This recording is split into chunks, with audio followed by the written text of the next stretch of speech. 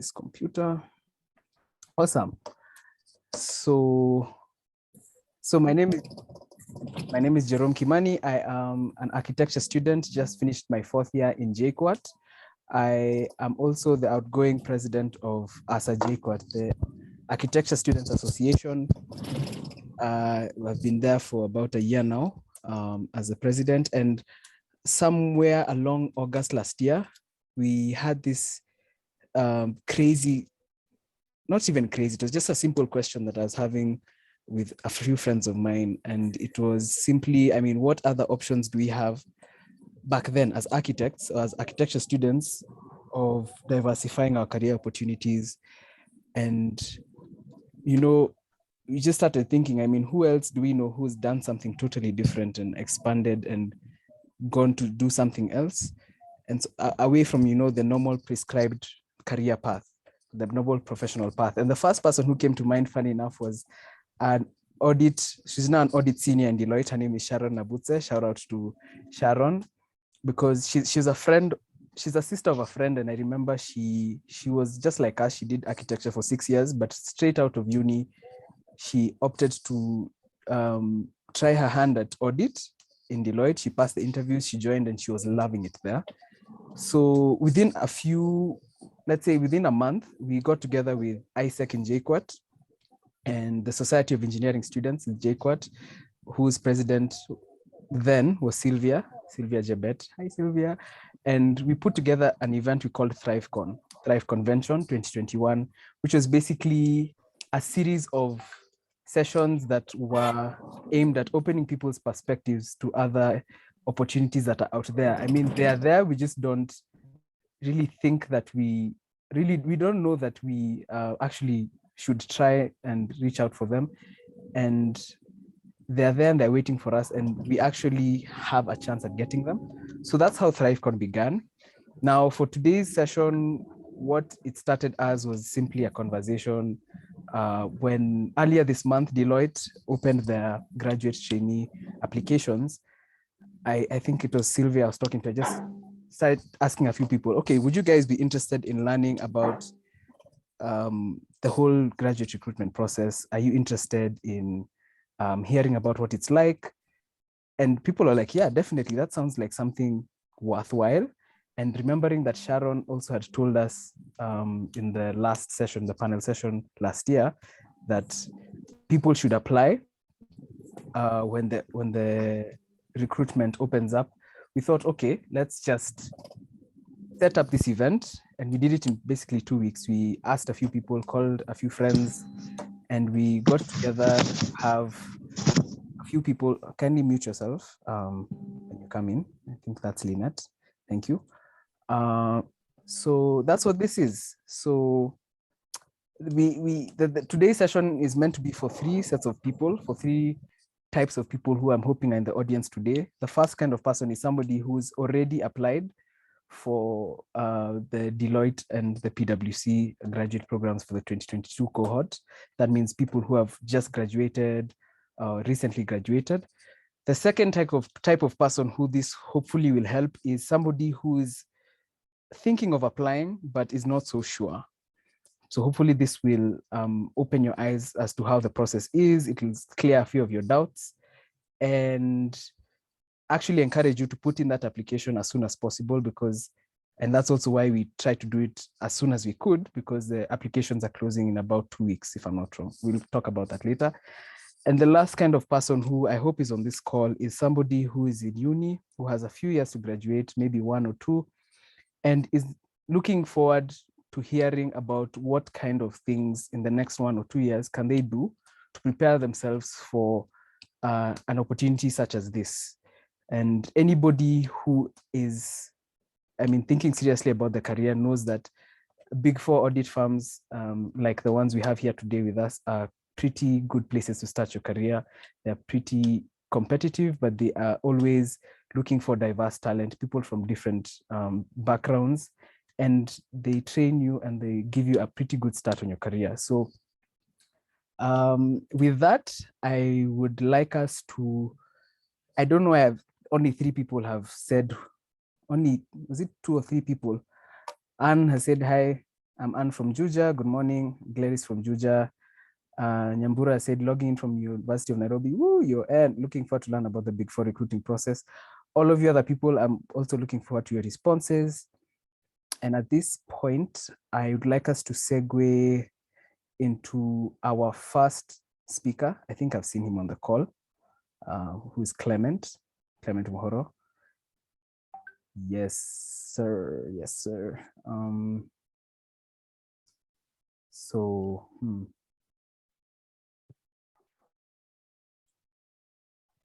Awesome. Hi, Lawrence from UN Loakabete.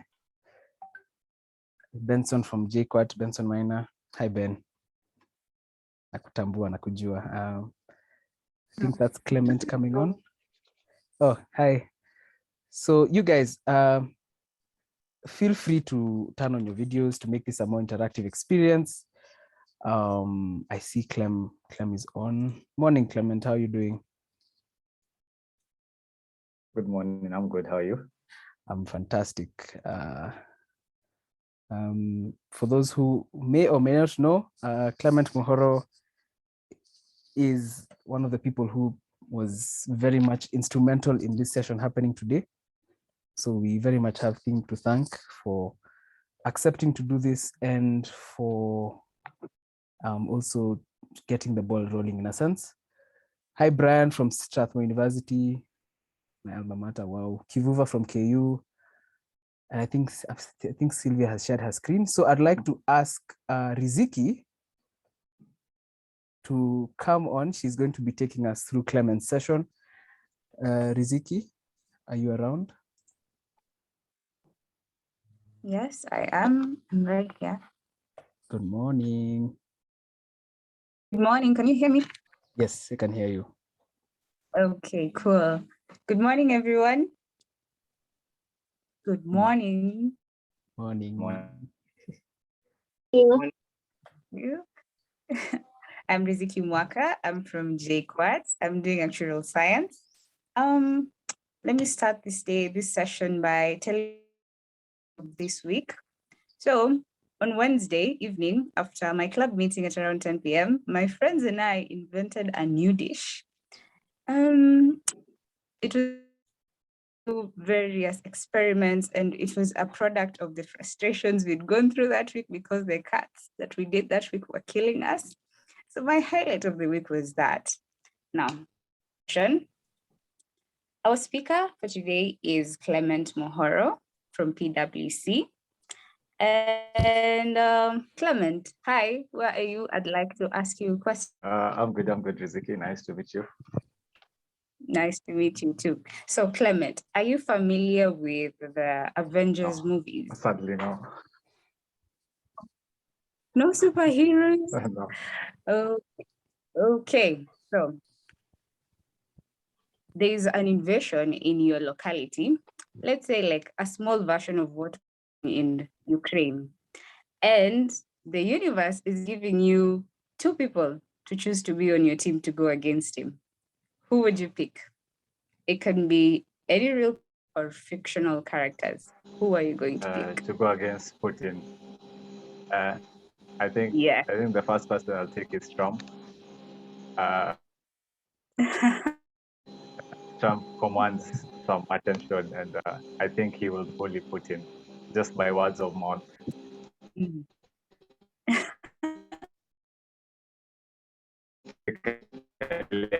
I don't think he has the capacity. The other person will be maybe The Rock.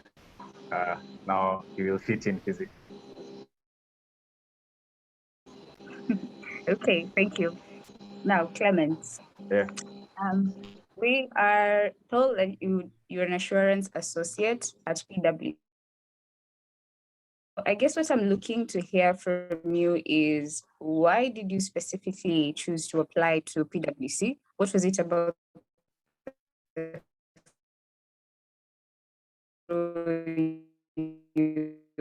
your application process? And then tell us what you think got you through the door. And then afterwards, let us know what with them. Why did they choose you? Yes. Okay, that's a couple of questions. I I found it about PwC through LinkedIn. I had heard stories about PwC, Big Fours, how they are really good for people who want to start their careers in business. So when the opportunity, I applied immediately, but I had been a bit scared in terms of looking for job. Job hunting is a real process. But I had applied for Cyton, and I didn't get through, and that was a shock to me. And I was so sad, motivated, but my dad told me, "Don't worry, yours will come," and that kept me going. I think after the Cyton interview, I had 5 companies, and for my internship, and I got all of them. So I started my internship in a distributorship for UB.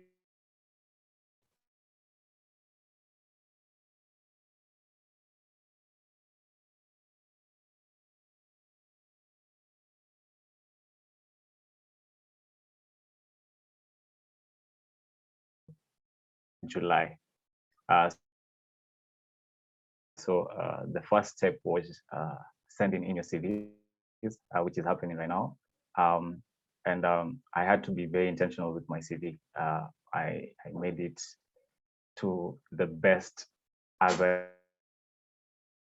could. Then you go to the site, you see what they want, their minimum requirements. So for example, they want a second upper or first class.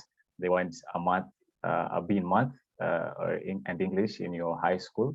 So I made sure that I indicated that very well in my CV, because the human capital team will go through thousands and thousands, more than 5,000 CVs. So they'll be very keen to look at those specific areas and just remove you based on that. So that was a good process. I learned that in my CV, you need to present it very well. If you've done something, kind of equate it and say, I achieved 20% by doing this, maybe in your previous work experience, or maybe in your group clubs in school, or even in class. Yeah. So that was the first step. Then after that, the CVs go to, once your CVs pass, you do an aptitude test, a psychometric test. So it has an aptitude test, it has a personality test. So for the aptitude test, it was really nice. I do enjoy aptitude tests, so I didn't particularly practice, but tell people maybe you can just go on YouTube, you'll find some of them and just understand how to answer these questions or how to think in that line. For the personality test, also you have to know that you're applying to an audit firm. You're not applying to someone who's doing marketing. So try not manipulate, but try make yourself an accountant, get the qualities, and put that in. After that, we did manager interviews. By the way, all this was online because of COVID, which was good in a way. We did the manager interviews a bit technical, but they want to know about you. General questions: tell me about yourself. How did you do? How did you showcase teamwork? Did you have problems? How did you solve them? And all that. Then after that, we did a part interview, which is a bit more relaxed. They just want to see probably your confidence, how you speak, how you reason. For mine, we talked about football, talked about economics, what's going on in the world. So it's also good to know what's happening and be up to date. I think that was the whole recruitment process. It was very, very good. PwC is very communicative in a way. They'll tell you every step, this is going, they keep you going. Yeah, and I got my job on September of last year. what else did you ask? What do you think, what made me yes, stand what do out? you think made you stand out? Made me stand out. I think what made me stand out was the fact that that I was very active in university. I've seen the other panelists. I know Sandra was a leader in a business club in KU, or I don't know if it was ISEC. Joel was the same. We come way back with Joel. He was a business club chairman in USAU.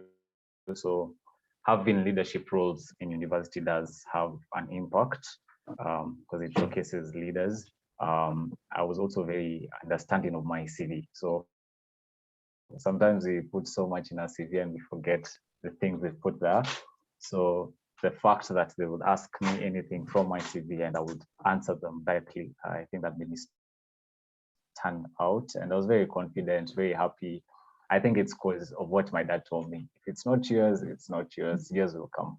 So I didn't have pressure. I was like, if it's mine, it's mine. Yeah. Yeah. So yeah. I think that's what made me Then, stand out. do you necessarily have a background in the job you apply to? Because when I see assurance associate as an actuarial student in my head, I'm like, you need to have some background in insurance or actuarial science. So tell us about that.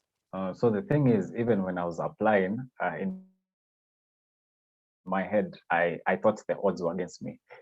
First of all, if you go to LinkedIn and see the guys from SIU, they're either from your end or Strathmore. Like a majority of them, you would hardly find SIU people. So I was scared, and I also didn't have a CCA or CPA, which is a professional accounting course. And I thought, okay, I'll hardly get it because I don't have this. But what I realized, they're just looking for someone who's smart, someone who's willing to learn. Because I think in our 2021 PwC graduates, we have, I think, more than 10 engineering students. We have biomed students with no background in accounting whatsoever. So so it doesn't matter as long as you're willing to learn. Whatever you studied, PwC will train you. They'll pay for your professional papers, your CCA and CPA. They will have e-learns that will teach you about everything in accounting, business-related fields. So your background doesn't really matter. Okay, do you maybe know like the success rate of the application process in PwC? Like how many of your peers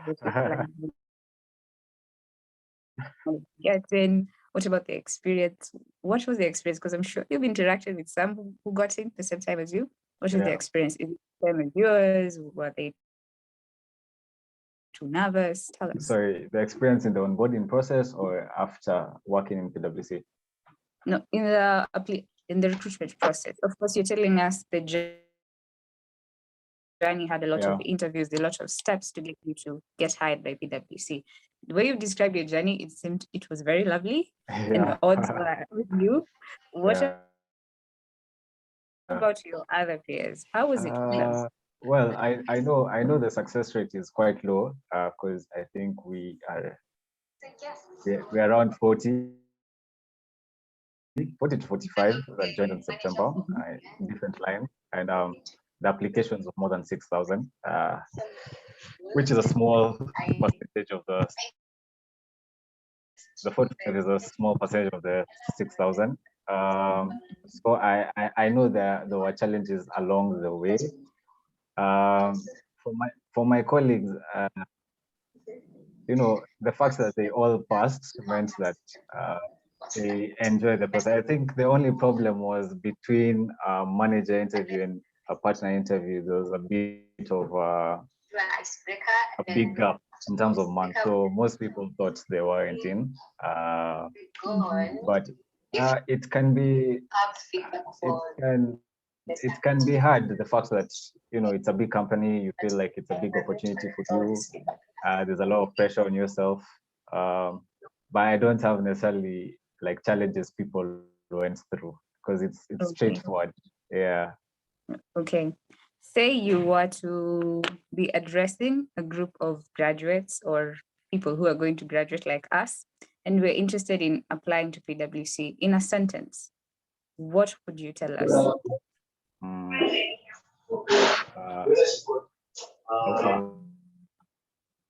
I'll tell you that do give it your all. Give it your all. And again, if it's not yours, it's not yours. So give it your all, but even if you don't get it, don't stop. Don't stop. Continue. If a door is not open for you, build that door. That's what I always say. Thank you so much, Clement. Thank you for that insightful session and giving us an insight into how the process is. Thank you so much. I would return back the control to Jerome. Thank you, Riziki.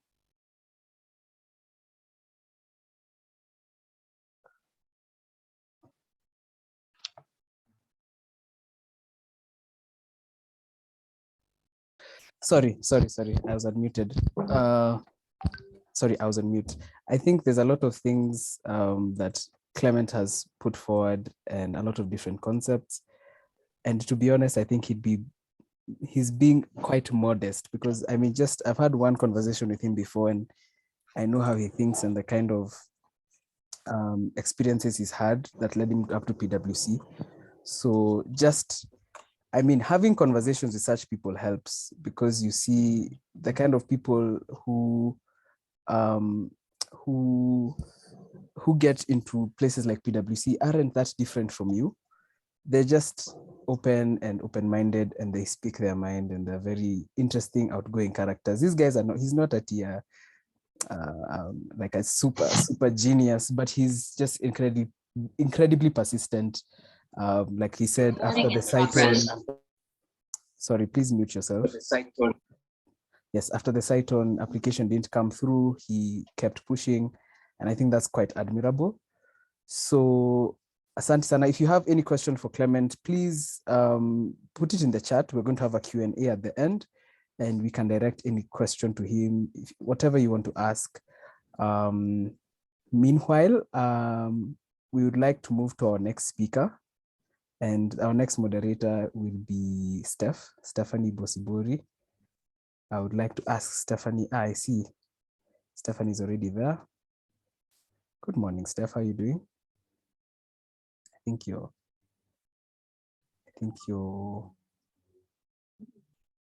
on mute.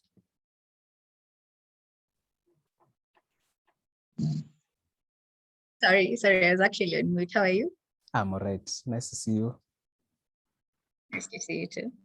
Sawa. Tell us a bit about yourself, and then I invite you to introduce our next speaker, who I see is already in the call.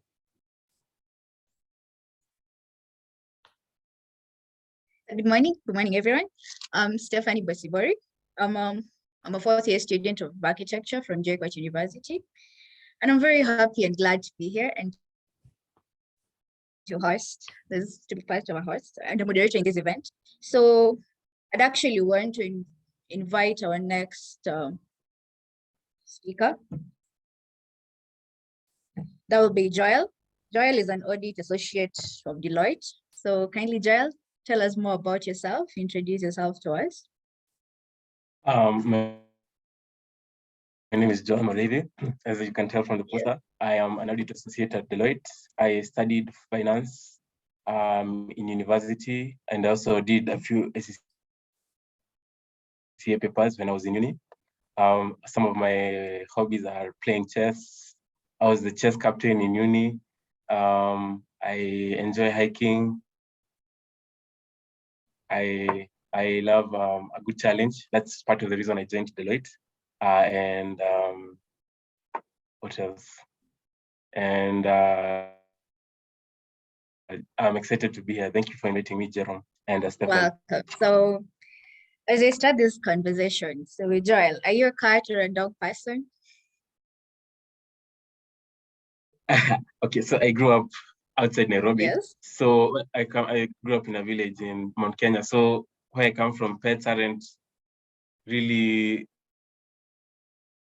friends. They're usually utilitarian. You have cats so they can eat the rats. You have dogs for security. So I never grew up with that close relationship I found with people in Nairobi, but I would say I'm a dog person because they keep your house safe. That's a nice perspective anyway. So I'm also a dog person. And so we can break forth to a session. So we're going to discuss about your interview process. So you can tell us, how was your recruitment process? How did you go about it? What did you feel about it? And what were your challenges? Okay, so last year is when I was my first year outside of uni. I had a job before, but I was looking for like a better opportunity to grow. So I used to apply for a lot of jobs, and one of the main complaints I had about applying for jobs, and anyone who's been job hunting can attest to this, is the blue ticks. You apply, they never call you back. You don't know if you got the email. They got the email. Did they not like you? But one thing I like about Deloitte, applying for Deloitte, is they give you feedback at every step, at every stage of the recruitment process. When you apply for the CV, they tell you if you don't get into stage 1, if you don't meet the minimum requirements, they give you a feedback email. In stage two, we did an aptitude test and an emotional intelligence test. And even that, they gave us feedback in good time. Stage 3, so advice to anyone applying is you should study for aptitude tests. You should look online. I have some websites I could send in the chat that you can use to practice the questions. They're usually broken down into, there's the emotional intelligence test, where you're given different facial expressions, and you're expected to tell, are they happy, are they sad, are they amused, are they irritated? So that's something you can do. Maybe if you can't read face as well, you can practice on that. And the emotional and the aptitude test there's the deductive, the inductive, and the logical, and the verbal. So the deductive is where you're given a sentence like, all employees of Deloitte drive blue cars. Stephanie drives a blue car. Is she an employee of Deloitte? So you can practice on that. Then there's the inductive tests, where I think you're given shapes and you're supposed to guess the next pattern in the loop. Then there's the verbal, where you're supposed to say egg is to hen as milk is to, as cow is hen is to egg, as cow is to what. So you can practice on that. And then there's also the math. That's the logical part. You should practice a lot on those, because I think a lot of people are cut off at the aptitude test, because I know for Deloitte over 1,500 people were cut off at the aptitude test stage. So in Deloitte, they told us there were 5,300 applications, and the stage by stage they are rated out. So in stage 1, I'm not sure about the numbers. In stage 1, the ones who meet the minimum requirements, the B+ in KCSE, the second class upper, they're the ones who proceed to stage 2, the aptitude test. And then in stage 2, the ones who usually they pick a percent, the top 20% are the ones who proceed. They do an aggregate of the score everyone has, and then they pick the top percent, 20%. I'm not sure about the percent. And then in stage 3, you get to do a case study. So a case study is where you're given a scenario. You're given maybe this COVID has been affecting the country. How has it affected? How do you think it affects the professional services industry? And then you're required to make a presentation. You're given 30 or so minutes. You make a presentation. You present in front of a panel. I think this gauges your communication skill, your presentation skill, how well you're able to articulate your ideas. So maybe you should practice your public speaking skills, your communication skills, your PowerPoint skills. In stage 4, you do the manager's interview, where you sit in front of the managers of Deloitte. And here they ask you about your prior work experience. Here you should try to memorize some of the values of the company, because they'll for sure ask you about it. You should read Business Daily often, because now you'll have knowledge on emerging issues. And you should also be confident. Don't be shy. Actually, one thing I liked about Deloitte is the managers were really friendly, so I was comfortable, because interviews can be intimidating. The managers at Deloitte really made me comfortable. After stage 4, they give you feedback, and then the final stage is in the partners interview, where you get to meet the partners of Deloitte. So this was actually one of the most relaxed interviews I had ever been on. I had crammed so much accounting knowledge when I was going in, but they didn't ask me about it. They just wanted to know about myself, why they should hire me. So in the partners interview, they gauge your personality, your how good you would be for the culture, for the Deloitte culture. So here you should try to be yourself. You should be comfortable, be confident, and really sell your skills. And after the final stage, the partners interview, they get back to you.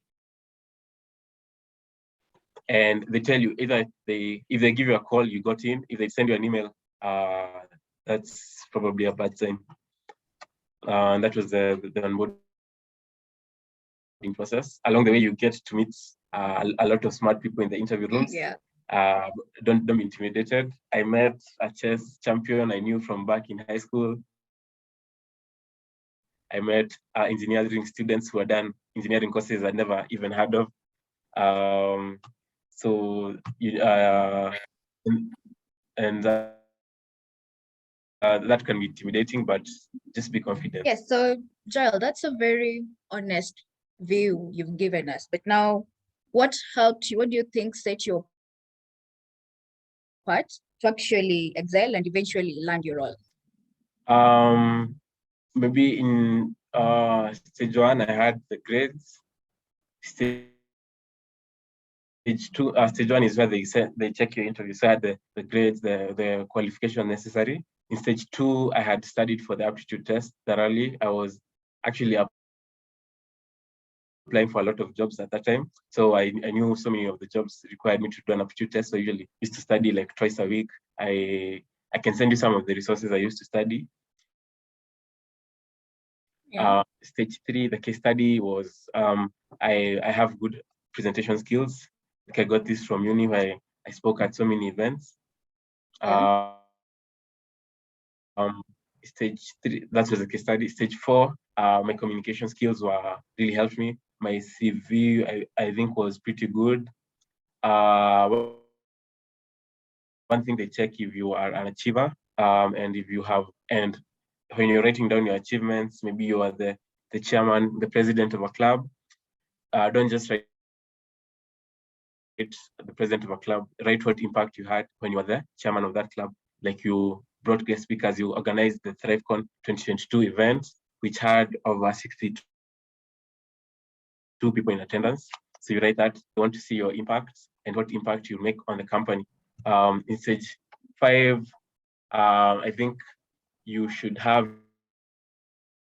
your skills on your fingertips, because that's they want you to know why they should hire you, because you're at the finish point, or you're the last mile of the race. They want to know why you and not the other smart people in the room, because trust me, the people I met were way smarter than me. Like, but now you have to sell your strengths. So that's I think what helped me stand out in the stages. I think also practicing interviews really help. You should do it with maybe your classmates. Do mock interviews. Those really help you when you're going into the interview room, because meeting the partners can be intimidating. These are highly successful people, the top of the pyramid. So that may be intimidating. So it helps to practice what you're going to say. So you say it well and you come out confident and articulate. Well, that's nice to know as well. And so, Joel, once you were taken in, what was your experience? Maybe your first day at work, how was it? Did you like it? Were you still feeling intimidated, or did you actually eventually accept I fit into this role? Well, Okay, so my first day was nice. I met some of the people I'd met in the interviews. During the interviews, so I quickly realized that they are really, the people got in are really smart people. I don't know if Nicholas is here. Nicholas is from tax, and he was the #1 student in the UN School of Law last year, and he was the only first class honors in the School of Law. So you get to meet people like Nicholas who are really smart. You get to hear how they think, and this really changes your viewpoint. So the first 3 weeks or so we did training, we did induction, where they teach us about the Deloitte culture, what they stand for. They give us the laptops we use, which is what I'm currently using now. They teach you about what to expect in Deloitte, how to stand out, how to perform. They tell you about the performance because Deloitte is a high performance organization. And since they picked you, they believe you're a high performer, so you're expected to perform to your level best. In the second, third week of training, we did the technical training now, where they taught us about the applications we'll be using, about general accounting things, because as Clement said, a lot of the people we got in with are not accounting students. A lot of them have backgrounds in engineering. So they needed like a technical training to teach them about how to do this. So that second and that week, ours was physical. I think PwC was virtual. Ours was physical from the managers, from the case study, the managers interview and the partners interview. And also the training was physical. So they gave us lunch. They were really nice to us. And I enjoyed my time training. And you get to learn a lot. I think that is one thing you can be assured of in joining Deloitte. The learning curve never stops. If maybe one fear I had about employment was being in a boring desk job where I would be doing routine things a day in, day out. And I think so many people can say they don't want a boring 9 to 5, 8 to 5 job, but I can assure you, you won't have that at Deloitte. You never have a boring day at Deloitte. I can assure you that every day is a new challenge. Every day you learn so many new things, and every day I feel like you grow, you become better at what you do. You learn more about businesses. So I said before, I grew up in the village. So Nairobi was always this mystical place where rich people came to get rich. And when I first came in Nairobi, I was in high school. It's embarrassing to say. I was in high school. I'd come for a chess tournament. And I remember we passed by town, the CBD, and there were these massive buildings. I thought they were touching the sky. I felt like I was in New York. And I saw these guys who were dressed in suits, the ladies dressed in skirt suits, they were looking so good. And I was wondering, what do these people do? What happens in the behind the scenes of these big buildings? And that's something you find out when you join Deloitte. You get to work for, you have the biggest clients. You get to enter those big buildings and actually find out what they do. You get to learn about businesses, all types of businesses. I think I have audited over 9 companies as of today, and that's 8 or so industries. So you get to learn about how they operate. So if you one day hope to own your own business, it helps to understand how they are run, which is something I think working at Deloitte will give you the knowledge of. So it's been really nice having you here, Joel. Thank you so much. And we believe you've left a very impactful insight for us. So thank you. Thank you for having me. Welcome. I'll invite back back Jerome to take us through to the next segment. Jerome? Sorry about that.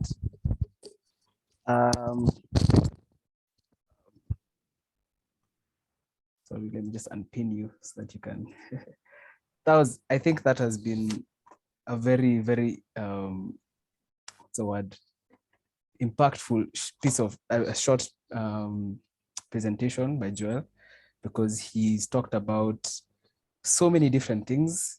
I wish I told you guys, even me, all this time, I turned off my screen, my video, because I'd gone to get a notebook. I was pretty much noting down the things that Joel said that have helped him in his interview journey, that have helped him to, even things like defeating imposter syndrome. That's something I think I wouldn't have gotten if I hadn't come to this session, that he was in,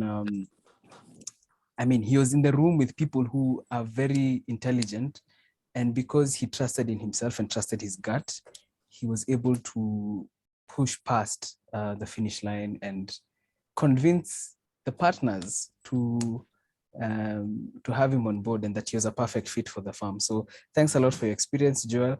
I think as you leave, if you as you leave, kindly just go and look for the links that you are talking about to the aptitude tests. I'm also very interested to do a few of those and practice. Also, if anybody is willing to be my interview partner, slide in my DMs, we can talk about it. So yeah, thanks a lot, Joel. Thanks, Stephanie. Stephanie forgot to mention, we're in the same class in uni. She's we're both in JQuat. We just both finished 4th year, and she's just as much of an ambitious person. She has her own business. She's thriving in her in the architecture firm where she is, because she's been given a lot of responsibility. So even the fact that Stephanie asked to moderate in this session is something that she can talk about in an interview like this, because it took a lot of courage to just step up and say, I don't know how to do this, but we walked through it with her.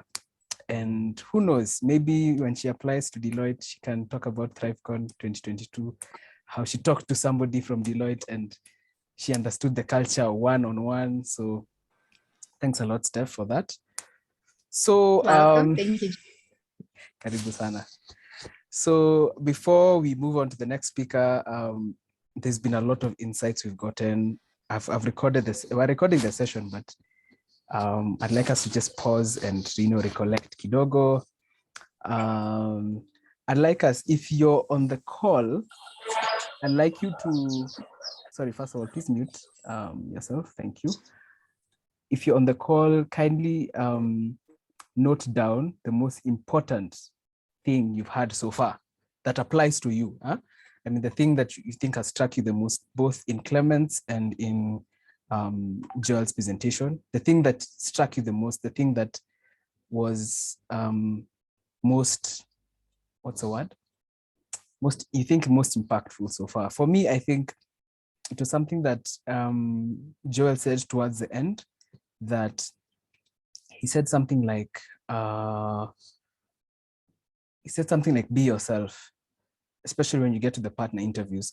Something I can personally attest to is that, when you're trying to, work hard and get a certain opportunity, you tend to try to put on a face of somebody who's always serious, somebody who's very,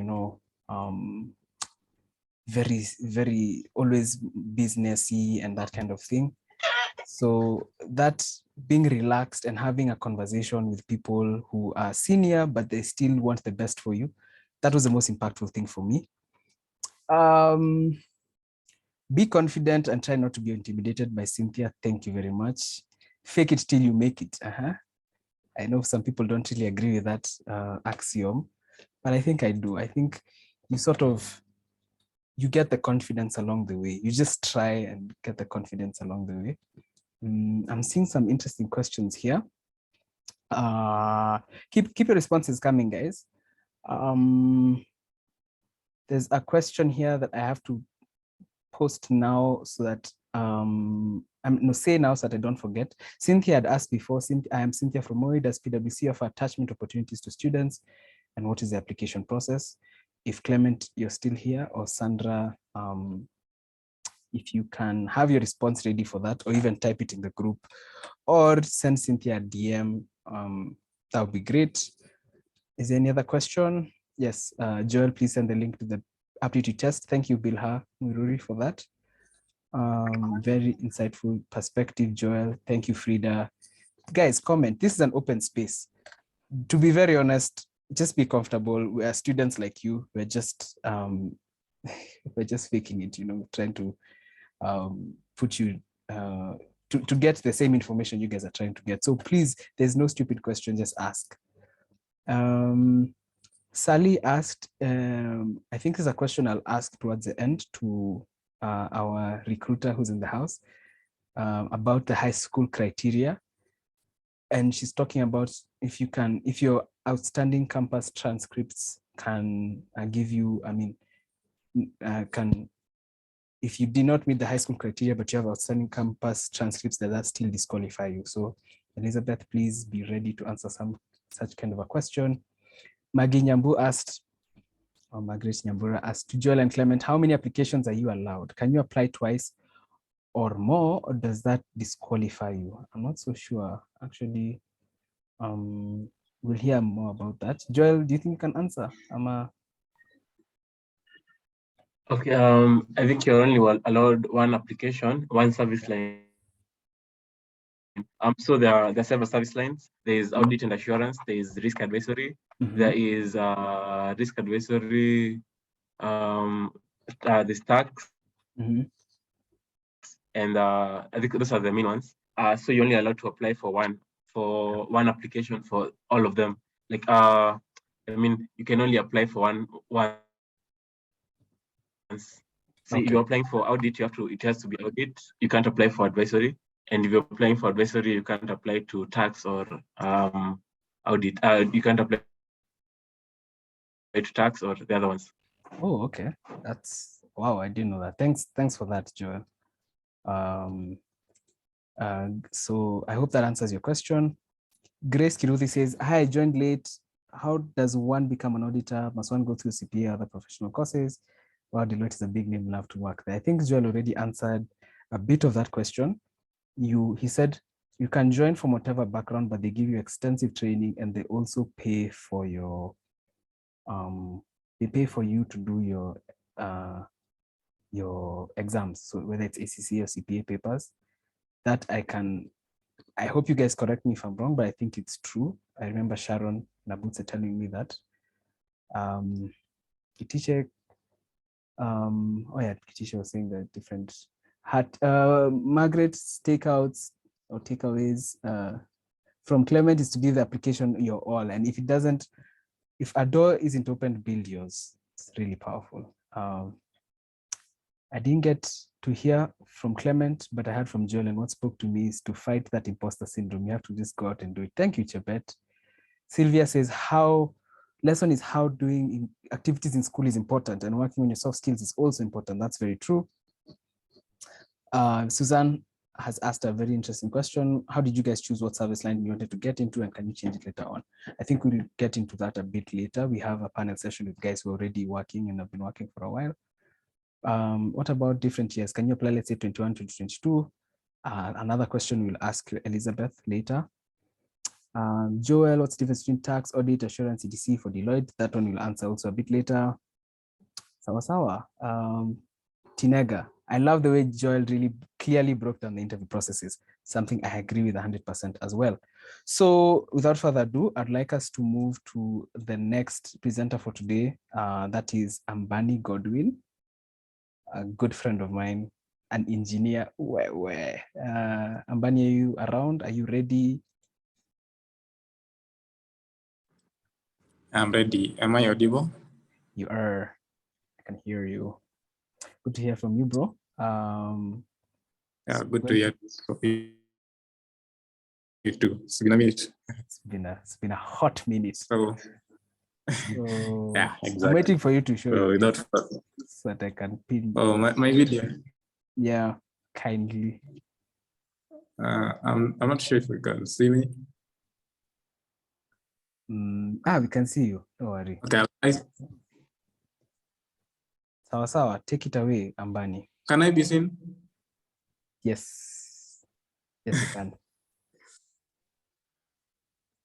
Okay, cool. So let me just introduce myself without further ado. I'm Ambani Godwin. I'm currently pursuing Bachelor of Science in Electronics and Computer Engineering. I'm in 4th year at JQuat, currently joining you from Mombasa Road. Yeah, so I'd like to introduce our speaker for this session, Sandra Muriithi from PwC. So if you're in the room, can kindly introduce yourself.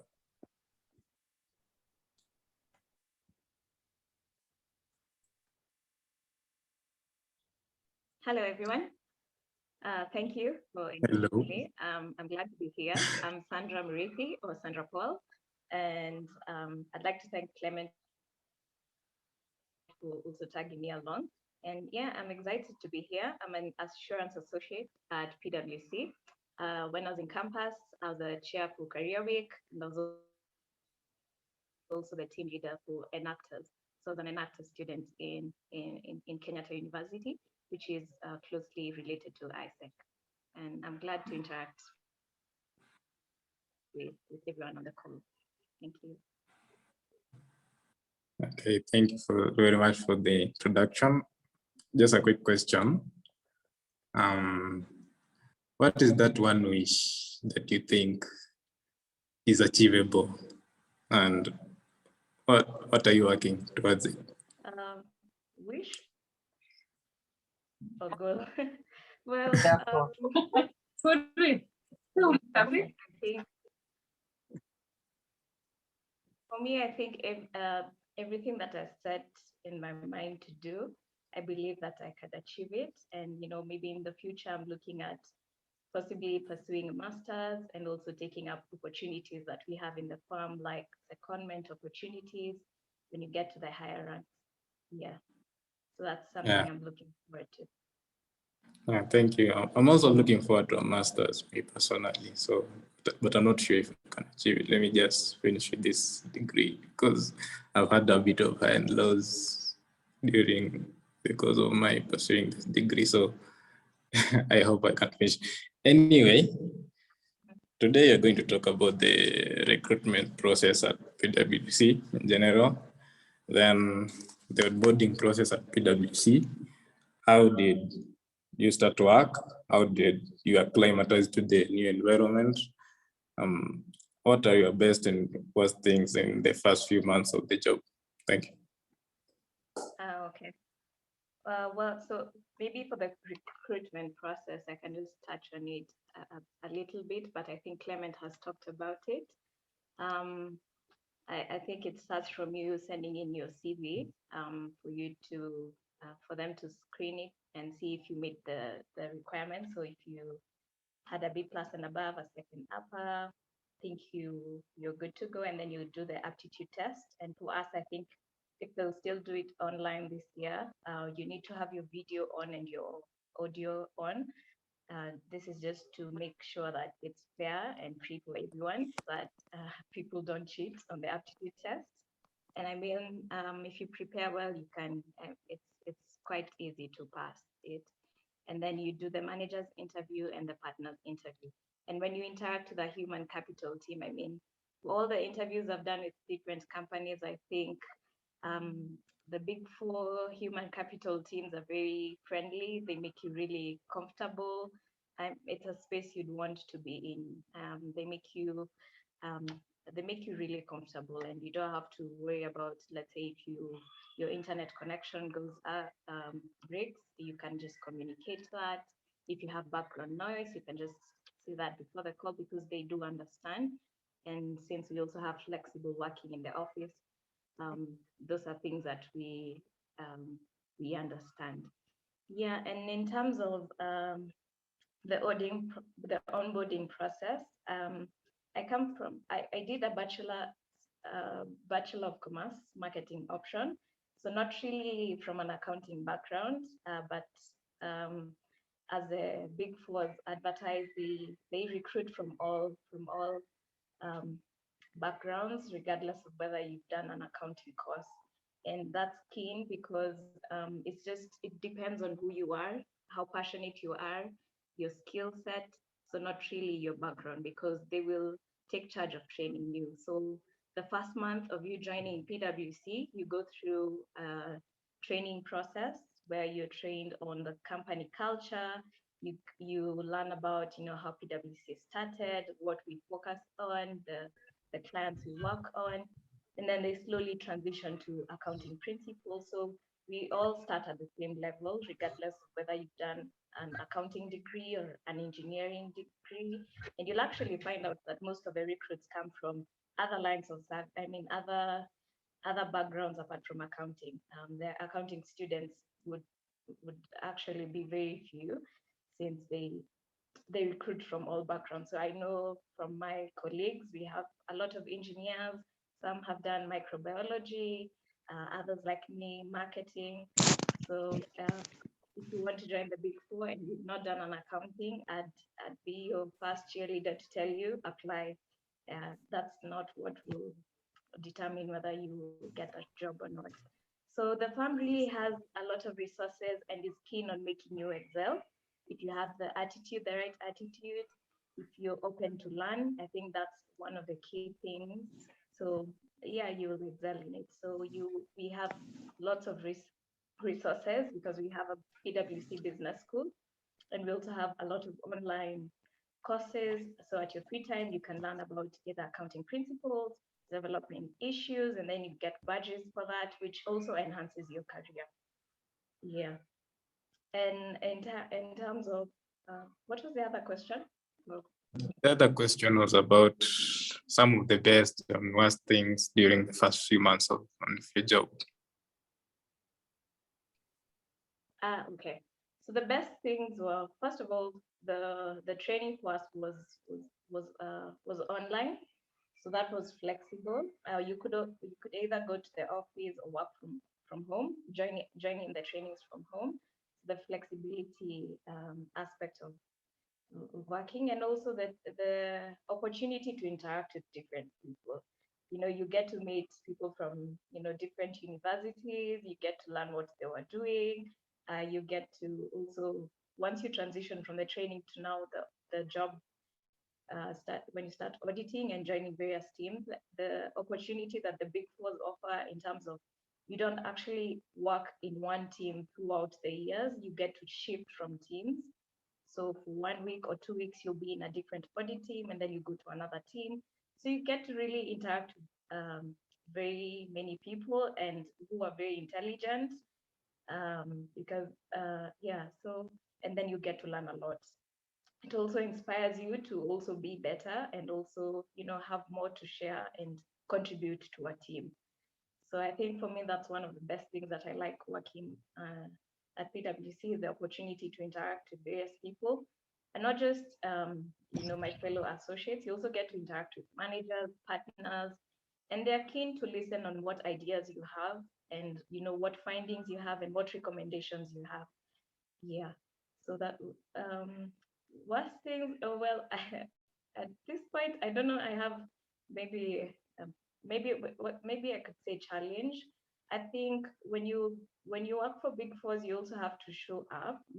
Meaning you also have to put a lot of effort in terms of enhancing, and especially if you're not coming from maybe an accounting background, because if you interact with accountants, they know all the standards, the IFRS, the IS standards. So you also have to take a lot of extra time to start learning about them, start understanding the accounting world. And in my perspective, I think it's easier when you're coming from a different background, because you're interested to learn, what standards are we looking at. I mean, how should companies present their financial statements? What's the right way to do things? So it's interesting. Yeah. Thank you for your answer. What I personally liked about it is the aspect of interaction with different people from different backgrounds. So I'll say that would apply for me personally, because I'm looking to come out of my shell. People see me. I see myself as an introvert, so I think I would like to challenge myself to interact with more people from outside my field of specialization. So from what you have said, I think PwC will give me a good opportunity to do just that. So thank you. For sure, for sure. Yeah, so I'll hand over to Jerome, our moderator. Oh, thank you. Thank you very much, Godwin. Those are very interesting things that I've had. I'd like to just talk about something real quick that I've seen in my DMs with Sandra. Sandra, a friend of mine who's also in my class, called Cindy. Shout out to Cindy, has mentioned to me that you are in MFA. You are in class with a friend of ours who's a year ahead of us in ARC called Sally. And I'm wondering, Kwani the water, that place is laced with achievement. What's you guys are all high achievers excessively. What is that a thing? Yes, it's true, as in MFA. Uh-huh. I think yeah, I mean, I think you also have to be intentional when you're in campus. I mean, get to participate in the clubs and societies, not just for you to get a job. It also develops you as a person. Okay. Before we go, maybe what do you think was the most impactful thing, especially coming from KU and I'm JKUAT as well, being in a public university? What would you say is the best sort of opportunity for us, or for guys who are still in uni, to sort of make an impact? Where do you think, maybe just off the top of your head, how can we who are in public universities make an impact and actually, you know, get ourselves into the same, you know, opportunities as people who are in private universities, who you could say for them, I just think, in my opinion, for them things are a bit more smoother in terms of how they, I mean, people look for them, you know. Clement mentioned about Strath, UN, that kind of thing.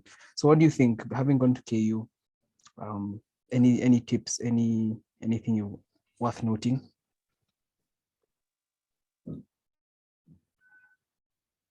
I think it's thinking outside the books and, you know, packaging yourself. For me, what I did when I joined Kenyatta University when I was in first year, I realized I got to know about Enactors. So Enactors is a global organization that is, I mean, I would say in all universities around the globe. So students come together to solve problems that affect the world and make the world a better place. So when I was in first year, I thought, why don't we have Enactors in KU? And I thought to start Enactors in KU as a first year. It was a bit challenging, but no, for me, it was not an answer. So yeah, I mean, I remember going to the Dean of Student Affairs and was in first year to explain why we need an Enactors Club in KU. So I think when you're in campus, it's thinking outside the box, seeing a gap or a challenge and seeing how you can solve it. That would really make a difference. And I think that is one of the things that made me stand out. Awesome. Thank you very much. We have really enjoyed our time with you. And now we are done with the first section of this session for today. I'd like us to take like 2 minutes to just stop, stand, stretch our hands, stretch our legs, and our phalanges, our fingers. And then we're going to move on very soon to the next session, which is a panel session with a few colleagues of Joel from Deloitte. So at the moment, I'd just like to ask, between now and 11:10, if you want to go use the loo, go ahead. If you want to go grab some water, go ahead. Let's meet back here at 11:10.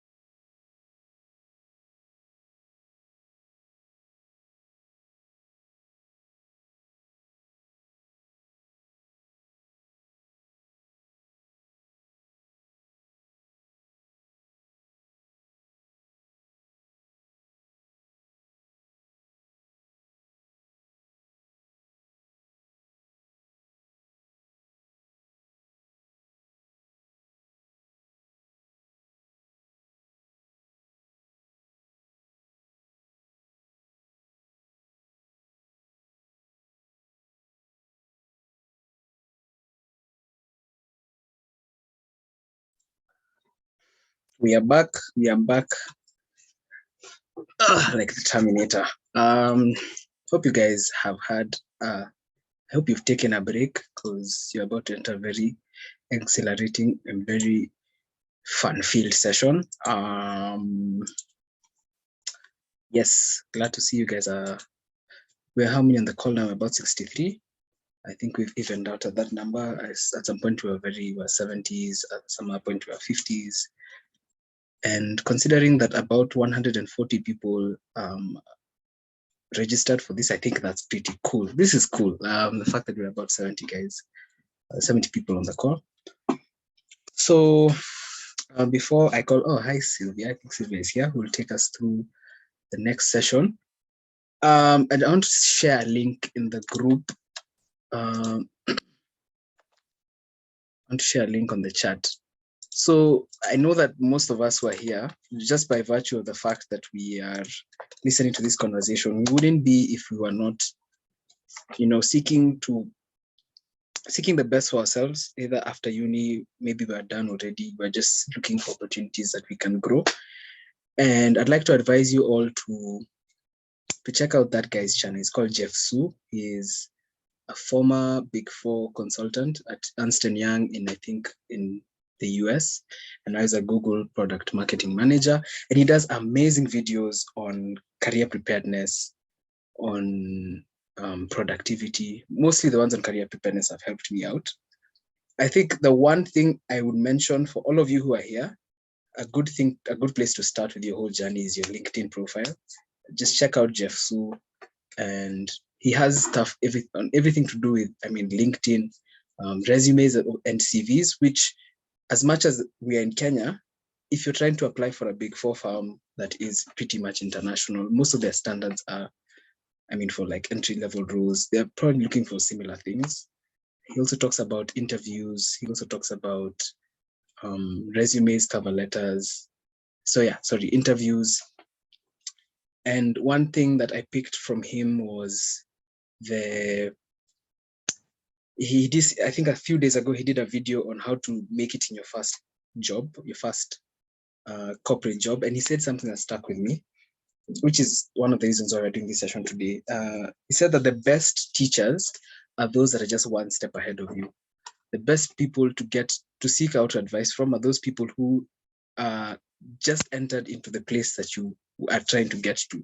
And that's why I think it's very important that we've had people like Sandra Pauls, people like Clement, or like Joel here, who it's still very clear in their mind because they were in our position pretty much probably just 1 year ago. So learning to maybe copy what they've done, try to do it better, not repeat the mistakes they've done is a very, very important thing. And I hope we all realize that. So without further ado, I'd like to invite Sylvia Njeri to introduce herself. Hi, Sly.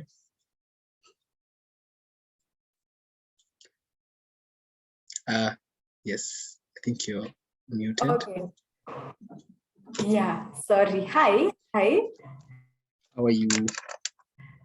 Yes, unmuted. Perfect. Hi, everyone. And we are excited to get to this part of the meeting. This is the panel session. It's going to be super exciting. So first of all, I am going to introduce myself and my co-host for this panel. Then we'll get straight into it and see who our panelists are. And then we can start with the session.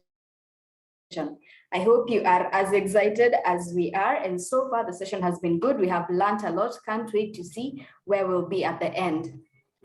I am Sylvia Njeri. I am a student at JKUAT. I am pursuing telecommunication and information engineering, and I am set to join my final year in May, my 5th year. So this session is very exciting for me. I'm actually keen and listening because, I am part of the crew that really need to listen to this right now. And handling this session with me will be Carolyn. Carolyn, say hi and introduce yourself. Sly, I've gotten a message from Caroline. She's gotten some trouble with her internet. So you can just start, then when she joins, she'll join you. or we could just do it together. No problem. But yeah, just go ahead. Okay, perfect. No problem. We can just, okay, that's great. When she's able to join, she will join us in the middle, but we can get started. Now we have 3 great people on this panel today, and let's get to know them before we start asking our questions. Let's know who they are and get to know them. Our first panelist is Mr. Nicholas Gathecha. He is a tax associate at Deloitte. And Nicholas, kindly speak to us, say hi, tell us how you're doing. Hello, good morning to you all. Thank you very much, Jerome and team, for organizing this session. And of course, a big thank you to my colleagues in Deloitte and my counterparts in PwC. I know it's on a weekend, Wesley can see there, but I think it's important to create time for such events, and we look forward to having a very insightful and informative session with you guys. So how am I doing? I'm great. Thank you. Great, good to hear from you. A random question as we get started. Are you a tea person or a coffee person? Tea all the way. Tea all the way, good to know. Okay, that's good to know. People keeping Kericho Gold in business. Our second panelist this morning will be Miss Ivy Nyaguthii. She is a business analyst at Deloitte as well. Ivy, welcome and tell us a bit about yourself. Hey guys, can you hear me? Yes. Okay, nice. So thank you for having us here. My name is Ivy Nyaguthii, as clearly see from the poster. I am a business analyst in the financial advisory department in Deloitte East Africa. Reporting from Muthiga, it's just after Kino, but before Kikuyu. Kwa mahali hapo katikati. And yeah, I'm glad to be here, glad to see you guys. Looking forward to an insightful and an engaging session with you all. Yeah. Great, Muthiga is well represented. As we're welcoming you, would like to know, are you an early bird or a night owl? I am a night owl. Don't call me in the morning. Don't schedule meetings for me in the morning. Just my brain wakes up after 10. So anything before 10, I'm still loading. I relate, and I'm glad this meeting was after 10 because maybe we would not have a very responsive panelist. Glad to have you here today. Our final panelist this morning is Mr. Wesley Angulu, who is a people and person or HR associate at Deloitte. Wesley, welcome. Say hi to us. Okay. Hey, hi guys. I hope you're doing well. So thanks so much for inviting us today. I really appreciate it. It's actually a big opportunity for all of us as well. So my name is Wesley. I work in the people and purpose department. It's just a fancy way for saying HR at Deloitte. Yeah. And I'm coming from the Westlands environs. So I'm really looking towards an interactive session today with you guys. And I really appreciate being here once again. Thank you. Great. Welcome all the way from Westlands. Random question as we start. What is your favorite brand of toothpaste? Oh my God. Colgate. Tell me, yeah. Colgate. Nice. Sticking to the OG brands. Well, those are our panelists this morning, and we are looking forward to a great panel session. As we get started, guys, remember, if you have any questions, channel them through the chat so that we can be able to get to them as we continue with the panel session. We'll basically be having questions, and all 3 panelists will get to address them. So we'll go round and round and build up on the conversation. Without further ado, let us get started with it. First of all, we've had your roles and you're all having very big titles, but some of us are not really sure what that is. So tell us what your role exactly is at your company and what that means for you in terms of day-to-day activities. What do you exactly do? Let's start with Wesley. Okay, so I'm in HR, yeah, human resources. So I'm an associate currently. I joined recently, or not recently per se, but last year around April. So my day-to-day activities, of course, I'm currently under talent acquisition. That's my main area at HR. So it's basically recruitment processes. I deal with I also deal with contracts. I deal with probations, confirmations, and whatnot. Yeah, so also normally deal with staff list updates. Of course, we need to onboard people in their office, offboarding processes as well here and there. So my day-to-day activities are just basically those, and of course, there's some things which are definitely have not mentioned, because there are quite a number of things which you do. Yeah, and then also with the high number of staff which you have, the work is quite yeah, it's quite a load, but yeah, we manage, and we really appreciate having a job actually. And yeah, that's it for me. Interesting. I can imagine with that number of stuff, clearly you have a lot of work to do. Thank you for sharing with us what that entails. Ivy, tell us about your role and your day-to-day activity. Okay, so I'm a business analyst in the financial advisory department. So that's the one that deals with matters corporate finance. So think in terms of mergers and acquisitions, a lot of NDAs, non-disclosure agreements, and also market and feasibility studies. So it really depends on what sort of projects we have. So there are due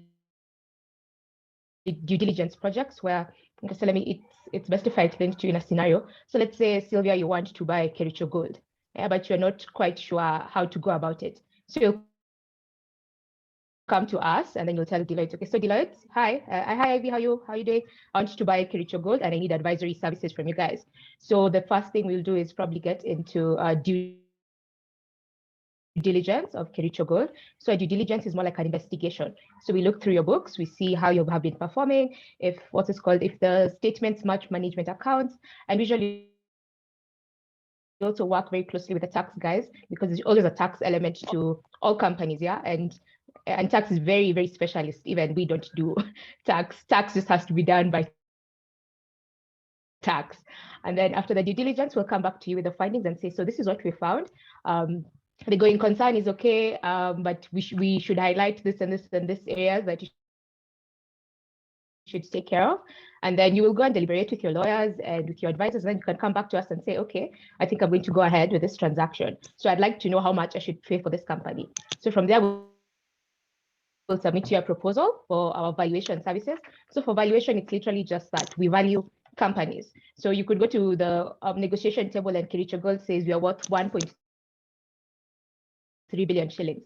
But based on our investigation, they're probably worth 970 million. So we help you, we equip you with that information. So that when you go in, usigongwe bei ununue company for twice its value. And then after, so you go in, you negotiate with them, and then afterwards, when you say, okay, so I think I'm going to go ahead with this transaction, we also provide post-transaction procedures. So that's mostly a share purchase agreement review. So when they draft up the documents for closing the deal, there are usually some things that are non-negotiable. So we help you look through the company's closing financials to see if they've actually complied with the non-negotiables in the contract. And if not, then whether you should top up or you should pay less for the company. So that's mostly it for the mergers and acquisitions. We also do market research. So let's say, Sylvia, you want to start a tea company in Kenya. So you'd come to us and say, okay, so I'd like to enter into the Kenyan market. So how do I go about this? So we'll get into the market research, tell you who your competitors are, tell you what the regulatory environment is like, what to look out for, synergies you can exploit, and things like that. So that's what we do more or less on a day-to-day basis. Yeah. Awesome.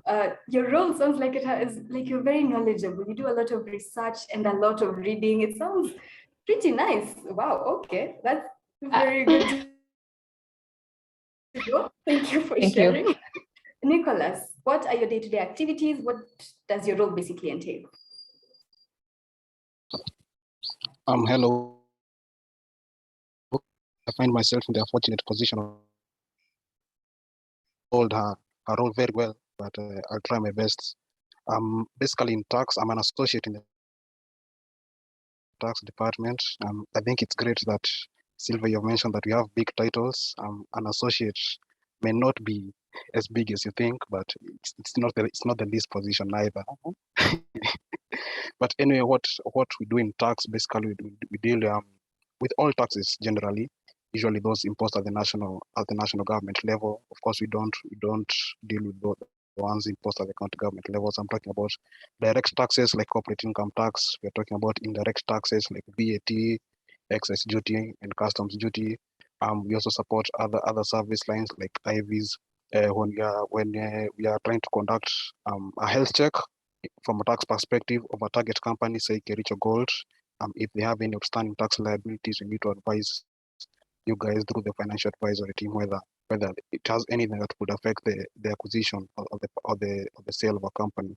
We also have an international tax, a transfer pricing team, and nowadays, of course, you understand the current state of our government. The first person who is being relied upon to boost our revenues is the KRA, and of course that means the revenue authority has become very aggressive, and so we also assist in tax disputes when you dispute an assessment. When the KRA wants to lodge additional taxes on you, I'm sure you have seen something recent surrounding a large brewery in the country. In the last few weeks, we assist in tax controversy and tax dispute management. So yes, that's what we do. And, thank you. Oh, okay, great. Thanks for the information. Just to clarify, I think people in the audience would also like to know that. Tell us the difference between these roles, the associate and other roles, because from us we'll just say, wow, you're an associate. That's a very big title. So what exactly are those roles? How exactly do they work? Maybe you can just clarify on that, Nicholas, since you shared a bit about it. Thank you. Basically, as an associate, I'd say it's an entry level role. I don't want to diminish the grandiosity of that position. And it's an entry level role. That's why you start when you get in. That's why you get in training. That's where you get your first years of experience. After that, then you can advance higher up. Of course, the apex being the partner level, but in between there's a few other levels: the managers, the seniors, the consultants. It's not as long as you think. It's achievable. It's very easy to get. I mean, not easy, but it's doable to get to the top. But essentially, in all of these roles, you contribute towards your service line in tax. It doesn't matter whether you're an associate or partner. You do largely the same things. If you're handling a tax dispute, all of you are involved together. Teamwork is a very important part of what we do here at Deloitte. Yeah, thank you. Okay, thanks. Thanks for clarifying. So that's the entry level position. And I think most of us, that's the role we'd actually like to actually know. How do you get there? We've heard about the interview process and the recruitment. So now we want to hear from you about being in that position, in that associate position. How exactly is it being in that entry level position? Therefore, we'd like to know, people are doing different courses and they would like to understand, is there a place for all these different courses? Like, does it really matter? Can you be placed anywhere in the various units or departments? Is it a one size fits all, or are you specialized in this skill? You can work better here. How is it in the placing when you get into the company? We can have Wesley answer, then Ivy will contribute to what he says. Okay, so thanks so much for that, Sylvia. So how is it being at an entry level position? Well, I can say there's lots of learning. Whenever you come from university, you barely know things, by the way. So you normally get to know things on the job. I think somewhere like 70% you get to learn on the job. Like 20% is just university, and 10% just outside there. So there's lots of learning. We get to know a lot of company processes, procedures, and also at Deloitte, I think what I actually like most about the company is that people are really friendly, and you can never shy out of actually asking anyone anything. Yeah. So being at an entry-level position is something which we really, personally, I really like it. And I'm just getting to know quite a lot within HR, something which I never knew actually existed actually here. Yeah. So when it comes to the different courses, I can say at Deloitte, we really don't discriminate whatever course someone did. Yeah, as long as you just meet the minimum requirements, that's good enough for us, and then we can be able to proceed to the next level. Because we have guys, just as people have mentioned before, we have guys who did engineering, guys who did okay, medicine. I've not seen anyone so far. I think medicine I'll just have a passion for continuing for it. We have guys, of course, who did BCom, the guys who did actuarial and whatnot. So it, whatever course you did really doesn't limit you towards coming to the company. As long as just meet the minimum requirements, because we believe that everyone can be trained, yeah, regardless of where you are from. So if you did architecture and you want to come and do tax, that's totally fine. As long as you just have the willingness to learn. And of course, you'll also I think in tax, you're also required to do CPA. So you also need to be ready to do that. Yeah, personally, I don't think I'm ready. I can do CPA. So it also depends on the other person, what you like. And if you just have the drive, I think you can achieve anything. And Deloitte is just we just like being diverse. It's amongst also just our policies. Diversity is just a key thing when it comes to Deloitte. So no matter where you are from or what you've done, as long as you just apply and you meet the requirements, definitely are going to be considered for the role. Yeah. So thanks so much. Thank you, Wesley. Ivy can contribute to the response.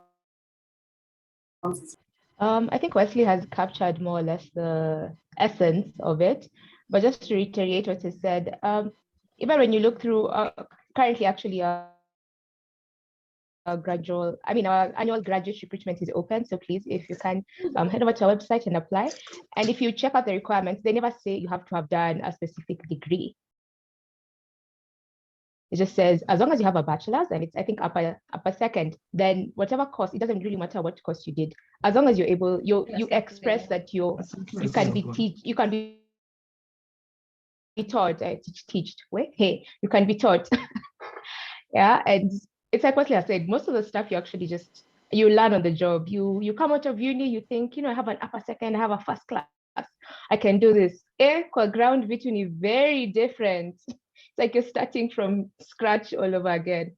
So as long as you have the willingness to be taught or the willingness to just learn and have that open-mindedness, then it doesn't really matter what course you did.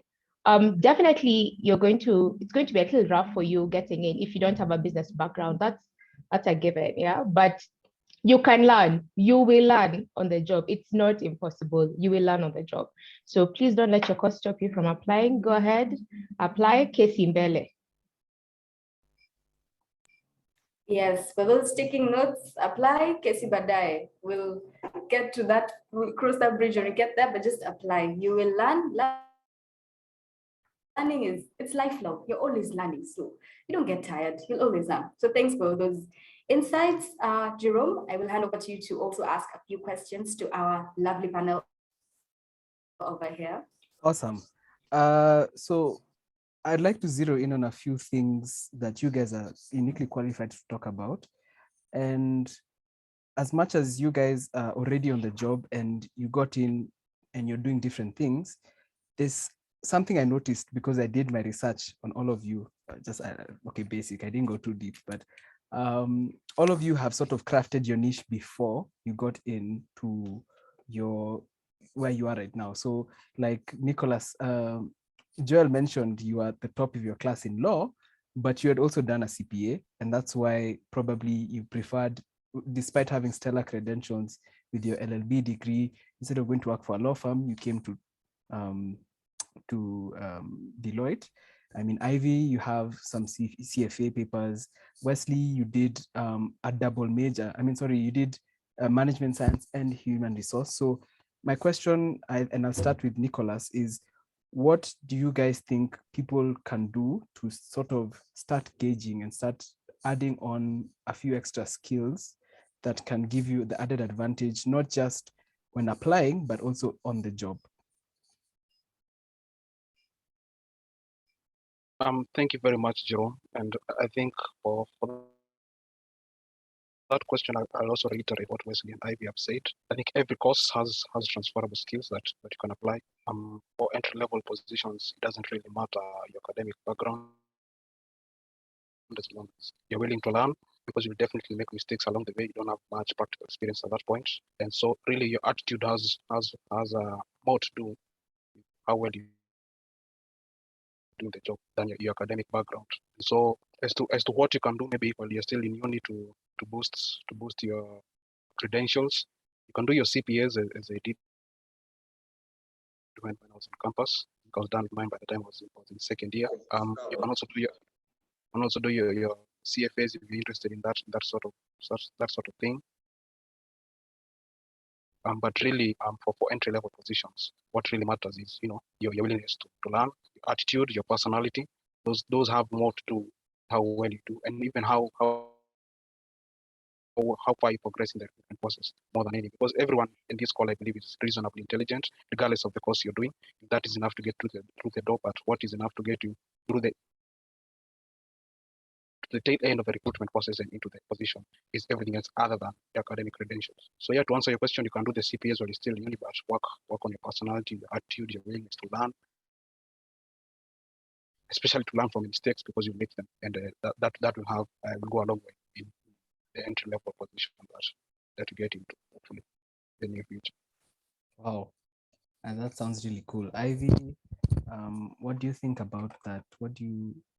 Anything you can add?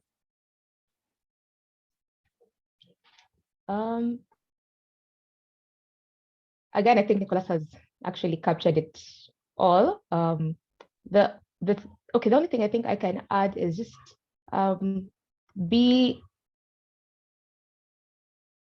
painfully aware of your situation. Be painfully aware of the cards that you have. Yeah. So let me give you my circumstances. So I'm from Machakos University, actually. I don't think a lot of you know about Machakos University. Yeah. And then I know I don't like accounts. So CPAs for me I was like, you know what? No, I'm just not going to do accounts. But I also don't have any professional courses are done at the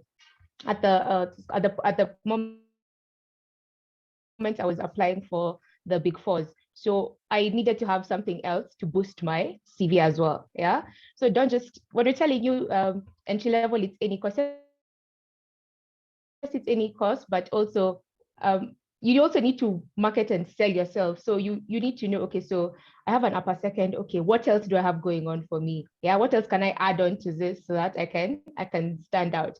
Because you're not the only person. You're not the only great person or amazing person who's applying for these opportunities. There are other even more amazing people applying for this. You also need to work on your soft skills as well.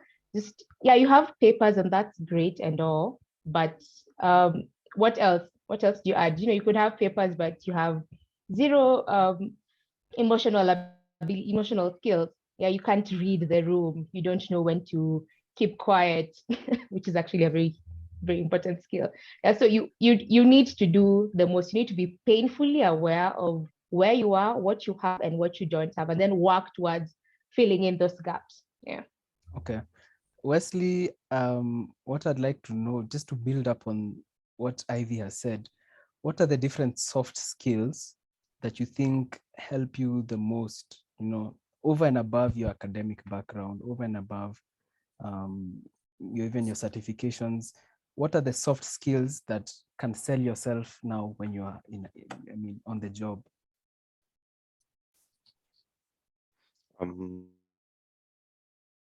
Okay. So first of all, okay, this is not in my GD, but I think amongst the most basic thing you need to have in order to come to Deloitte, you just need to be someone who's accommodating. My day-to-day job, I accommodate quite a lot because dealing with people is not so easy. People can become difficult at times, and you just want to just bust, but you cannot because the repercussions. I can just say you need to be someone who's accommodative. You need to be able to read someone very well and know how to go about a situation. Well, being an introvert or an extrovert doesn't really matter, but I also think there just should be some level of you need to be able to communicate well, to be able to just share your views on certain things and how to do this and not how to do certain stuff.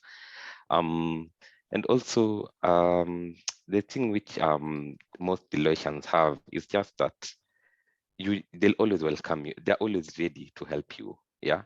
So you also just need to have that skill. In case someone just comes to you, don't shut them off, because you're all learning. Even at managerial level, you're still learning. You can never have enough knowledge, to be honest. Yeah, so you just need to be able to just let people know how things that need to be done. If someone reaches out to you, just be able to help them. And I think that's basically it. But the most important thing is just that you need to be accommodative of everyone, and you need to know that everyone's different, and also just how to go about certain situations. Yeah. Okay. And also, of course, you need some problem-solving skills. Definitely. Yeah. I think what I like about what you've said is that it sort of goes back to what all of our other panelists have said, because you can get all of these skills from activities in university. You can learn how to deal with people, how to be more accepting, how to work in a team, problem solving skills. It doesn't have to be that huge thing of, oh, we started a new club or we did something extravagant. It could be something as simple as, all right, we want to have an event. We want to, let's say, do like a community service thing, but we don't have transport. How do we solve that? So these things, I like the fact that the things you're mentioning are very related to our activities in union. We can start working on them right now. So I'll hand it back to Sylvia, who has a couple more questions. But as I continue, please, James, please mute. James, okay. So Sylvia, I think you can continue. Okay, thank you, Jerome. Just a reminder, kindly mute yourselves if you're not speaking so that you can be able to get the most from our panel. Thanks. Thanks, guys. You're the best. Yeah. Also, channel your questions to the chat if you still have any questions as we proceed. Okay, as I want to ask the next question, I want us to picture this. I like visualizing things, and I think this will be interesting. So picture this. You've done your interview, you've succeeded, you got that email or call. Wait, you were told you'll be called probably if it's something nice. So whichever, you get the response, you got in, awesome, you are excited, first day of work, you have your new outfit ready, you're there in time, earlier, just you're so psyched up for the workplace, for the market. You are ready, fresh out of university, very excited. Day one, fitting in the workplace as the new guy. Tell us a bit about that, Ivy. Okay, so day one. Week one is actually mostly just orientation and you being taken through what your role, actually not your role, but what you'll be exposed to as a Deloittian or just everyday life as a professional. You get image consultants to come talk to you. You get guys from legal, independence and legal to come talk to you about what you can say, what you cannot say, the nature of the confidentiality of the projects that you're in or working on. So week one is mostly just you're still with other recruits. You don't really know a lot of the people in the company. And then I think now week two is when you actually start feeling like, it actually is when you realize, oh wow, you're a proper newbie. Yeah. So at first it's kind of scary, because then personally for me, I felt really scared to ask questions, because you've done so well at the interviews and you're a brilliant person, but you get there and you don't understand the terminologies they're using, and so you don't want to ask such. They don't think, Kwani, who did we hire? How can she not? How can she not know this? But the thing is, people are really, really welcoming, and they will tell you, like, everyone understands. You know what? You're a newbie. Utakuwa umesikilia wapi? Hizi vitu. Unless that's sometimes they're very specific here to the role and the job. So you'd never come across these terms that you in a class in uni. So people are very, very welcoming, and they'll definitely teach you. So yeah, the first few days are a little, I was very, very shy, and you don't want to say the wrong thing, so they say, she's not that smart. But it's okay. You're new, so the best thing about being new is that you have the grace to look stupid. Yeah, you have the grace to ask all these stupid questions, because at some time after you get experience, then people expect better from you. You can't be asking some questions and you're like, what, 2 years, 3 years in the company. But day one, year one, please ask all the stupid questions you have to ask. You can ask everything, because after a while that grace ends, and then now you're the one to whom people ask questions to and expect, professional answers and replies. So I think I was mostly mixed. I was very shy, so it took a while before I felt comfortable to ask all the stupid questions. Yeah. Thanks for sharing your experience. It's good to hear that the environment is very welcoming and that everyone is actually friendly. So that helps a bit. It helps to know that when you get into the workplace, it's not harsh. Life is not that tough or tough all the time. There's comfort and welcome as you get ready to settle in the workplace. So thanks for sharing that experience with us. And also, now that you've entered into the entry level, you've gotten that entry level position, you're an associate. How long does it take to progress to like the next stage?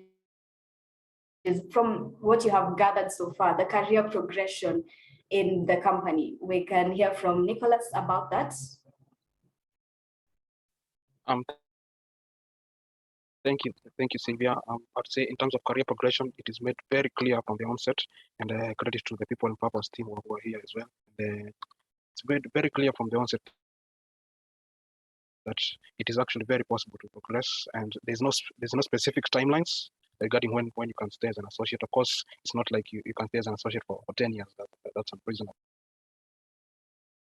Or 5 years or something, but you are told clearly the steps that you can take, and then I think the most crucial point is that here it's purely upon your merit and your work. The team is very fond of using this phrase that your career is literally in your own hands. And so the point of this is to encourage individual effort. If you have to ask all these stupid questions at associate level, ask them, know what you're supposed to do, show up, put in the hours, and of course, you progress. After associate, you get to senior or consultant level, depending on the service line. After that, you get to manager. After that, you get to direct and then partner. So it's a pretty straightforward, straight line, a progression path. The opportunities for progression are there. You don't have to worry about that. What you should be concerned about is learning as much as you can when you still have the time to, and putting in the hours, put in the effort, and the progression there. It's purely on merit. That's what probably someone would be concerned with. Yeah. Okay. Thank you. Noted. I hope you guys are taking notes as well. So thanks for sharing. Yeah.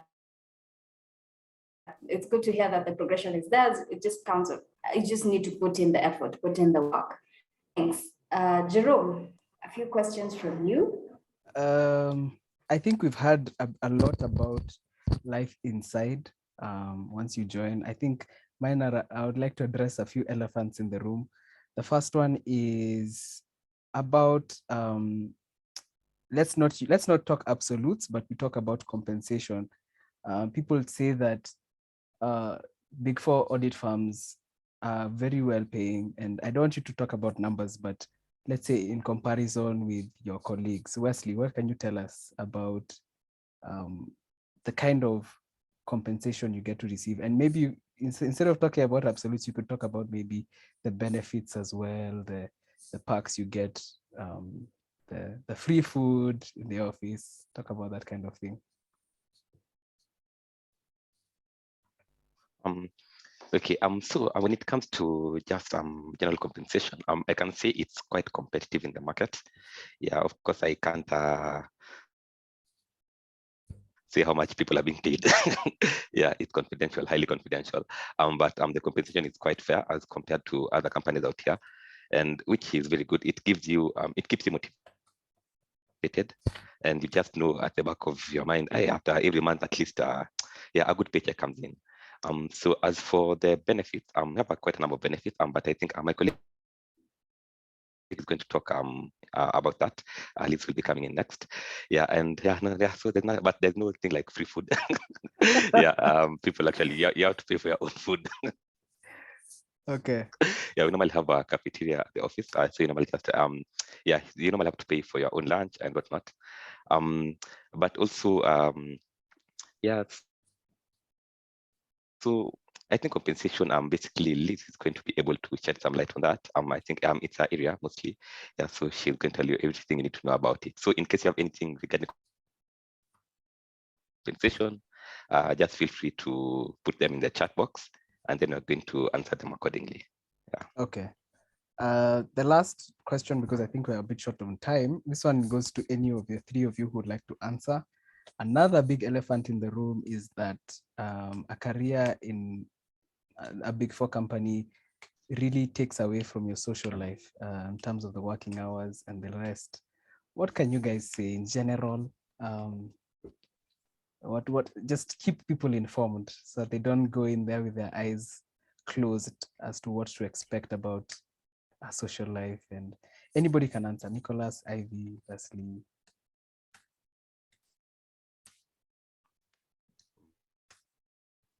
Okay, let me pick on. Okay, so I think I can talk, and then Ivy and maybe Nicholas. Yeah. So when it comes to work-life balance, I think that's just yeah, it's up to you. Yeah, if you want to have it, you will have it. If you don't want to, you won't have it. But the workload is quite a lot, definitely. So you just need to put your career in your own hands as well as the things you like doing. So never ignore the things you love doing just to work.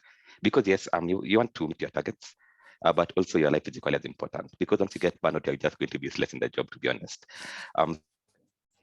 So I feel like it's just in your own hands. You need to look for something which you love doing. You do it over the weekend, on Fridays, whatever you just like doing. Yeah. So work-life balance, yeah, it's just upon you. Okay. So, but the job is, yeah, it's there. Let me say that the job is there, but you just have to be able to look for some time to also have fun. Yeah. Awesome. I think I can go next. Yeah. So I don't know if it's Thanos who said with great power comes great responsibility, or if it's Yoda. I'm not really sure what universe that quote comes from. Yeah, but with great power comes great responsibility. So you have been employed at oh, Spider-Man, thank you. So you have been employed at a Big Four, so you should definitely expect a big workload. Yeah, you deal with some of the biggest companies in Kenya, some of the biggest companies in East Africa, and they also expect just as much from you. Yeah. And then, so what I could say is you have to just be really intentional about the work-life balance. So a big, I think that most new recruits do is, you're getting in and you're eager to impress. So you think you always have to be, working. And let me just tell you something my manager at the time told me. So I was at the office back when we still used to go to the office pre-pandemic times, and there wasn't any work to be done. It was one of those just chill days, chill weeks. And, I was still staying over even past 5. And so he was like, Ivy, what are you doing here? I'm like, I'm just chilling, I'm just here just in case there's any work that comes, etc. And he was like, go home, just go home. When work comes, you will definitely know work is here. Yeah, so for the moments that you can go home, please go home. Stop always staying around at you waiting for work because you want to impress. So after a while, it got very, very busy. And then I saw, oh yeah, I should have just gone home. Then, so when you're a new recruit, please don't be too eager to start working. The work will definitely come, and it will definitely be a lot. But on the intentionality of having the work-life balance, you just have to, so you also have to be very mature about it. There are seasons during our work cycle. So there are some days that are there's some periods of time that are very chill, and then there's some periods of time. So I know, like for us, especially towards financial year end, our financial year ends in May, it tends to get very busy. Towards the calendar year end, that's December, November, it also tends to get very busy for us. So I know during those times, I should just expect work so I can adjust accordingly. But a rule of thumb for me, or what I usually say is during the week you can work me till whatever time you want to work me, but from Friday 12 midnight to Monday 8 a.m. I'm not working. My laptop is not open. I am not logged on to my emails. I know nothing about work during that time. I'll come deal with it on Monday morning. So you can just be intentional like that. You could probably say, okay, I can probably do Monday to Saturday, but after 10 p.m., I'm doing nothing. I am off, I am out. I will deal with it the following morning. So it's just, like Wesley said, it's a matter of intentionality, saying, okay, I understand this is what is going on, but these are my boundaries. These are my times. After this, I'm not working, because people do tend to get lost in the work. And then all of a sudden you're like, your life is just about work. You never go out on weekends anymore. You don't just chill in the house. You don't watch movies anymore. So please be very intentional about your work and your hours and your time Yeah. Nicholas, would you like to add on to that? I won't add much. I think yourself and Wesley have covered it all. What I'd like to add is that here at Deloitte, your seniors are also very, very understanding. They put it very clearly to you towards the beginning that when you're overwhelmed, speak up. Just say when you're overwhelmed, and they're able to assist you and relieve part of your workload. And so, as Ivy has said, when you're new, you're probably eager to impress. You might overstretch yourself, overstretch your time, your energy, your resources. But don't be afraid to speak up. Say when you're overwhelmed, and you'll be granted the assistance that you need. So, and of course, for the work-life balance, you have to be very deliberate about it. It's not something that the employer can do for you. It's your life. So you have to manage your time. Time management is, of course, one of the soft skills that you need to work in any Big Four, really. And so, if you're saying that I'm not going to work, say, on Saturday and Sunday, you know that, of course, it's not that there isn't any work. It's just that you have to be more efficient between Monday and Friday so that you can clear out all the work that you have. So yeah, I think that's it from that point.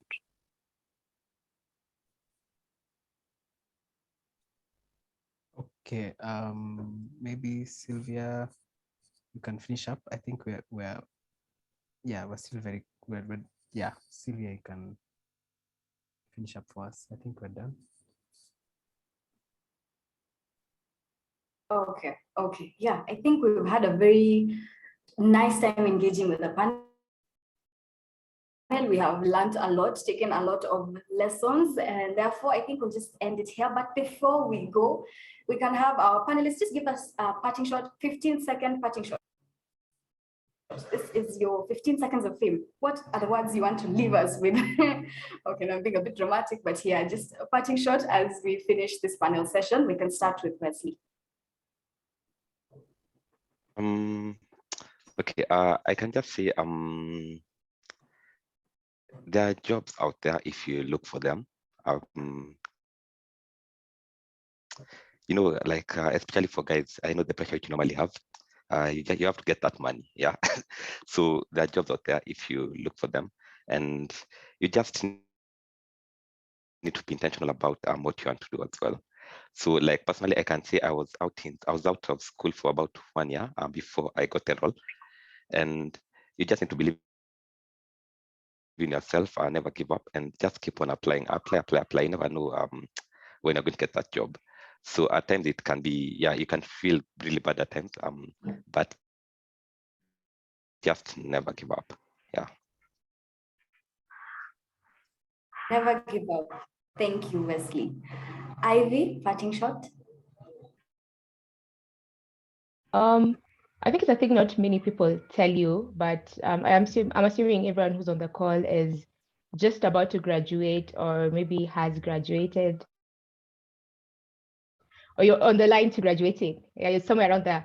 So you're young and there's so much for you. You have to take advantage of your youth. Literally, by being young, I'm saying, so between graduation, you have like a 2-year window period that you can apply for all these jobs before it starts getting tough, like T for tough for real. So immediately after you graduate, apply for everything and anything that you can. Actually, that's bad advice. Apply for the things that you want to apply for. Yeah, I knew I didn't want accounting roles, so I knew I was not going to apply for any accounting role whatsoever. So be intentional in applying for the roles that you want. You can't get them. If you can't get them, that's okay. Just keep applying, keep applying, because once those, after graduation, you think, you know, the world is your oyster and you're feeling excited, and maybe sometimes just take a while before it hits you that time is actually running out. So please, once you graduate, just get into it. Get into it. After 2 years and you still haven't gotten anything, I am confident you can't lack something in 2 years. You really can't. So, or in the 2-year period, if you're not sure what to do, just take a short course, build up on something, build up on any skill, be it a soft skill, be it a technical skill, a foreign language, build up on it, and just always be on the lookout for opportunities. Be open-minded. Yeah. So I think as long as you have an open mind, anything is for you. Literally, anything is possible for you. Yeah. Thank you. Thank you for sharing that. Yes, be open-minded and enjoy your youth, apply for anything that you want, and always be on the lookout. Thank you for those key points. Nicholas, parting shot. Yeah, my parting shot will be geared specifically towards the recruitment process when you get to the interview level at any opportunity that you'll apply for, because it's a wise move to apply for as many opportunities as you can. Once you get the interview process, just know that even as the employer is assessing you to see whether you're a good fit, you should also be assessing the employer, whether you fit in. And so I'd advise you, it won't sound as good advice now, but present your truest passion at the interview and partner levels. If you like football, just say it. If you feel like cracking a joke, you do so, because it's important for you to assess whether you'll fit in that environment in the truest passion. It's not just the employer assessing that level. So yeah, that's it for me, and it was a pleasure having you guys. Thank you. Assess the employer as well and be your truest self. That is something new I have also learned today. I hope you guys are taking notes, because words of wisdom here today. What better way to spend your Saturday morning, eh? It's been the panel session. That has been my time. I will now hand over to Jerome to welcome our next presenter. Thank you very much. Sorry, guys. I'd like to just apologize that this has taken a lot longer than we anticipated. We're supposed to have been done by now, and we have a very important session coming up with a very important person. But I'd like to appreciate all of you guys for still being on the call. Hold out, just will be done in a few, as soon as we can. I'd like us to maybe take a minute to just consolidate all of the things we've had. That was an extreme, especially towards the end. I don't think, to be honest, I don't think you get to a space where people can talk very openly about their experiences, about their jobs, about their, about what, I mean, their career in a space like this, because often the opportunity is just not availed, you know. So I for one, I'm very happy that this is happening. And I'm really happy. I'm glad that all of you people are here as well, because without you, it would not be possible. So as you consolidate, I'd like to ask that, I see she's already ready. This Elizabeth Njeri from Deloitte. I'd like to ask that Sylvia, please share your screen and we introduce Elizabeth. So the next session will be a bit of, hopefully we'll answer many of your questions that people asked. So we did sort of an analysis of the responses that you guys gave when you were registering, and very many of the questions had to do with the technicalities of application, that very many people, you know, you just want to get through the door, and getting through the door is the part where most people fall off. So I'm happy to have with us today a senior associate of people and purpose at Deloitte East Africa. Her name is, I'll allow her to introduce herself. Hi, Elizabeth. Hi, Jerome. Thank you so much. We are really delighted to be here. My name is Elizabeth Njeri, as you've seen. You can hear me? Yes. Great. Sorry. All Yeah. right. All right. Thank you. My name is Elizabeth Njeri. I work in the People and Purpose Department at Deloitte. I hold the role of a senior associate. Very happy to be here and I love the discussion so far. Wow. Okay. Sorry, I was excited because I thought you said you're very delighted to be here, and I was like, what a joke to crack. Before we go on, I'd like to ask, what kind of person are you? Are you a blue band person? Are you a jam person? Are you just peanut butter? I'm a doma gwashi instead of bread. What kind of person are you in breakfast? Peanut butter anytime. Okay. All right. Sawa. So I'd like us to take, there's some questions that have been asked that are very important. I'd like to break it down into the pre-application process, and the CV and the resume screening and all of that. And lastly, the process after you apply. I'd like you to give us the recruiter's perspective on all of those three things. Before I ask, is there anything you maybe have seen, any of the questions that you'd like to give an answer to already, or should I just go into my questions? All right. I think we can just go to the questions. We'll try and see whether they recur in the Q&A section. Okay, awesome. So I think one question many people are asking about is how much high school diploma certificates, high school credentials count. Somebody asked earlier if I didn't hack the B+ high school criteria, but have very good transcripts and extracurricular activities, do I still meet the cut to be selected? What do you say? All right, thanks for that. To be honest, especially for the graduate recruitment, the high school grades really matter at this point. So we do look for a B+ in KCSE as the mean grade, a B+ in mathematics and a B+ in English.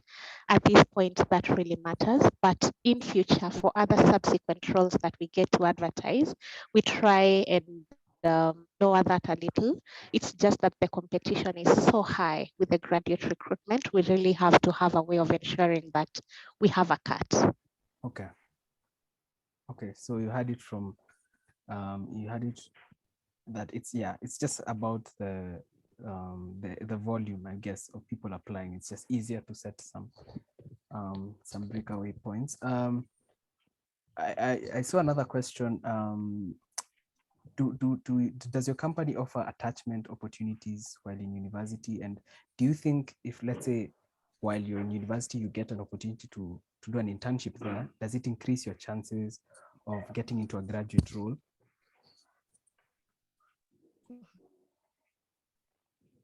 Absolutely, it does. We do encourage ongoing students to apply for internship opportunities that we advertise from time to time. I remember we had one in January and we had reached out to the universities. Most of those guys have by now graduated, meaning they will get considered for the graduate recruitment. And what is different with them is that now we will get to hear how they get to work in the real workplace. So we'll get their performance feedback from their managers, and that is what will determine their now conversion to full-time employment.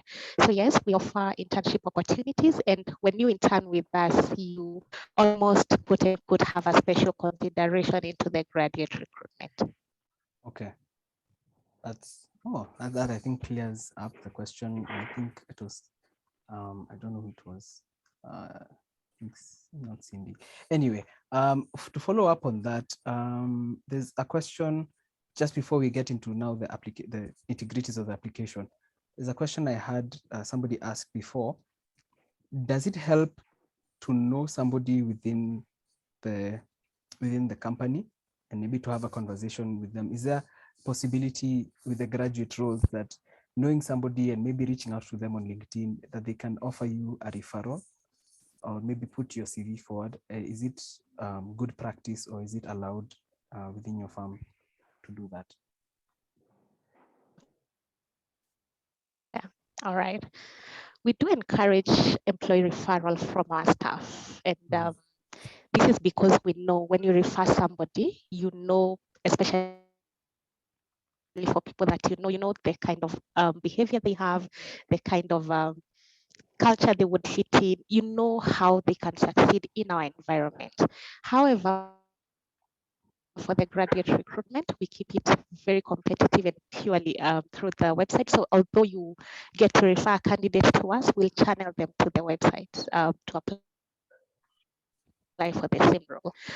For experienced higher positions that we could consider without going through the application process. All right. That's fantastic. I think that's pretty much it for now, the pre-application. Now, let's now get into a big reason about why many of us are here. So Deloitte has, at the beginning of the month, opened up their applications. So a few questions now. This is going to be quite a few questions. The first question is what format of CV do you use? Can you give us a bit of maybe a few do's and don'ts about the CVs? Is there a difference between a CV and a resume? You know, all of that. And maybe just as you go, I'll just ask more questions. So just tell us about that. All right. I know Wesley should join me in saying this. How your CV looks doesn't matter to us. As long as you meet our minimum entry requirements, what we put on the job advert, we are good to go.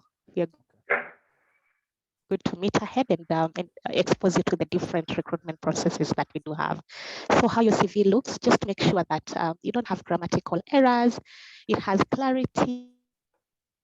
When did you finish school, high school? When did you finish university? What did you do? We don't expect a lot of details for entry level roles.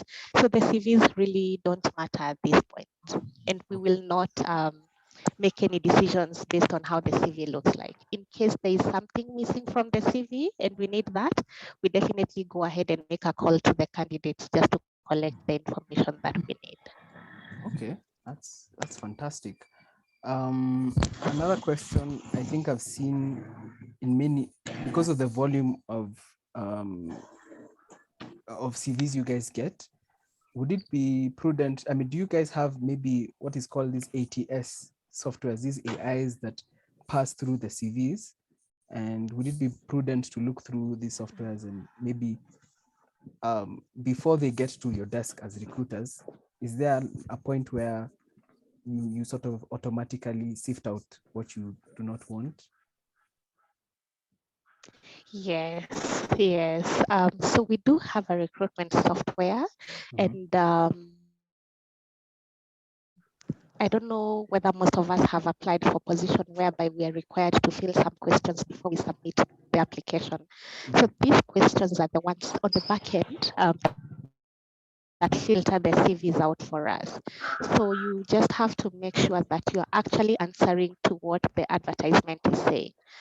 Did they say that they want a second upper? Then ensure that you tick the second upper. They say they're looking for a B+ in KCSE, ensure you're ticking the right boxes, because ticking the wrong box may get you into another category that will not be progressed to the next level. So yes, we do have a recruitment software.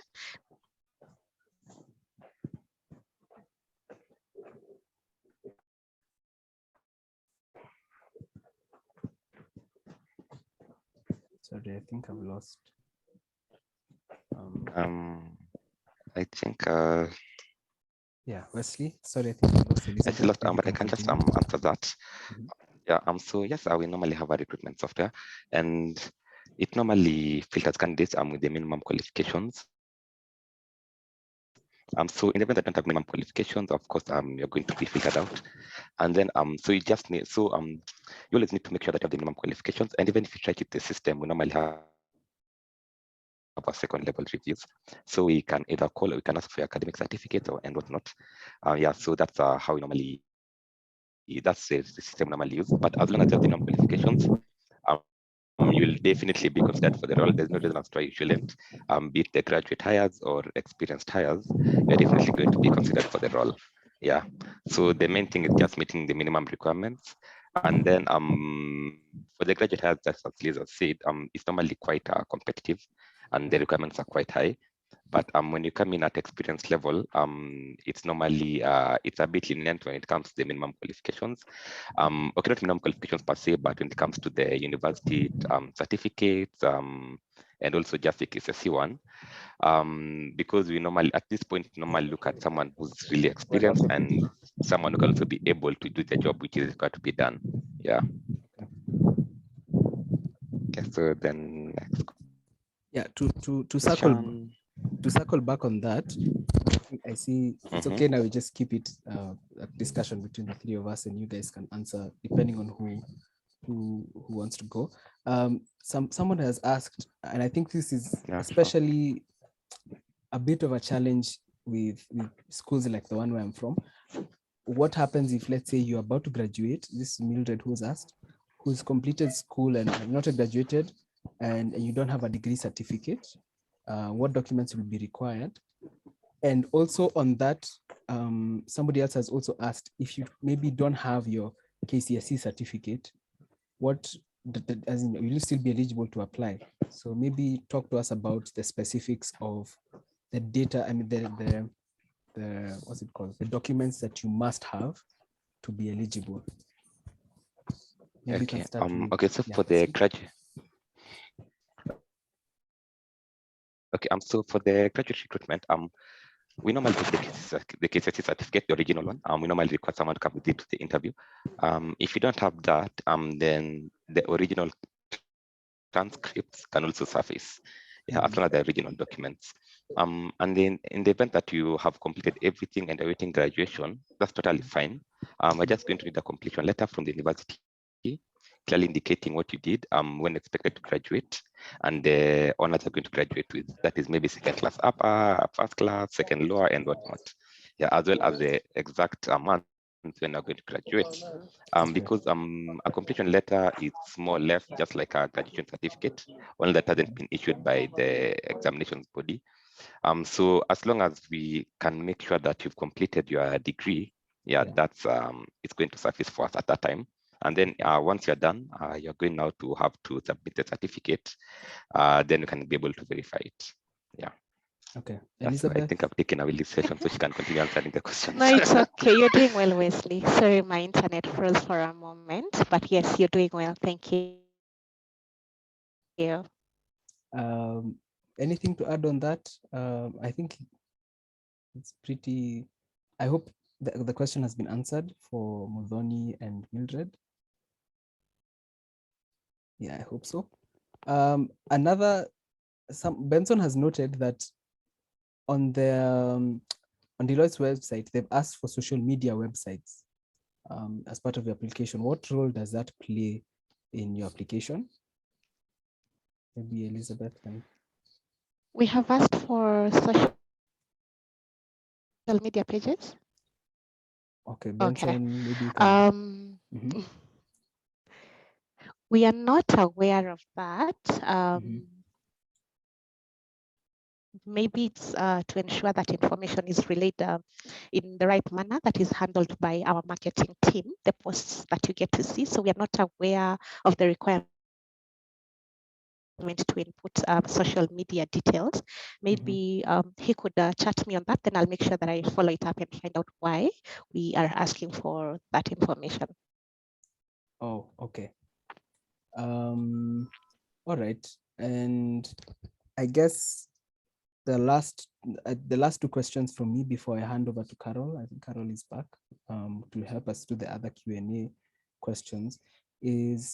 One is on, you could say, the ideal candidate. Now, let's say you passed your CV and your resume stage and you've gotten a call and you asked, okay, please come in for the interview. We've already heard from Joel the different stages. There's the first, there's the test. Let's say you pass the test, now you have to do the group case interview, which is you're being assessed with people.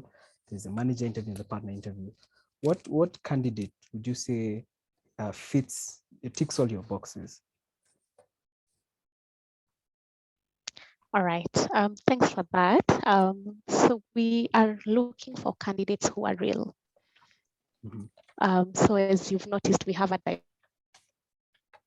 diverse pool of employees. So we are not only looking for those that can speak up well, we are looking for also those that are quiet but are real. So are they able to show us who they really are? Do you communicate clearly during the interview? Do you understand the questions that you're being asked for? Are you looking like you're part of a team, especially because in some of our assessments where we put in groups, we want to see how you'll be able to work in a group. So are you able to show us that you can work in a team without conflicting? Do you get yourself heard, although you're quiet? So we're looking for candidates who are real, who can communicate effectively, who understand what is required of them. And yes, charisma also plays a big part. Okay. That's a great answer. Sorry.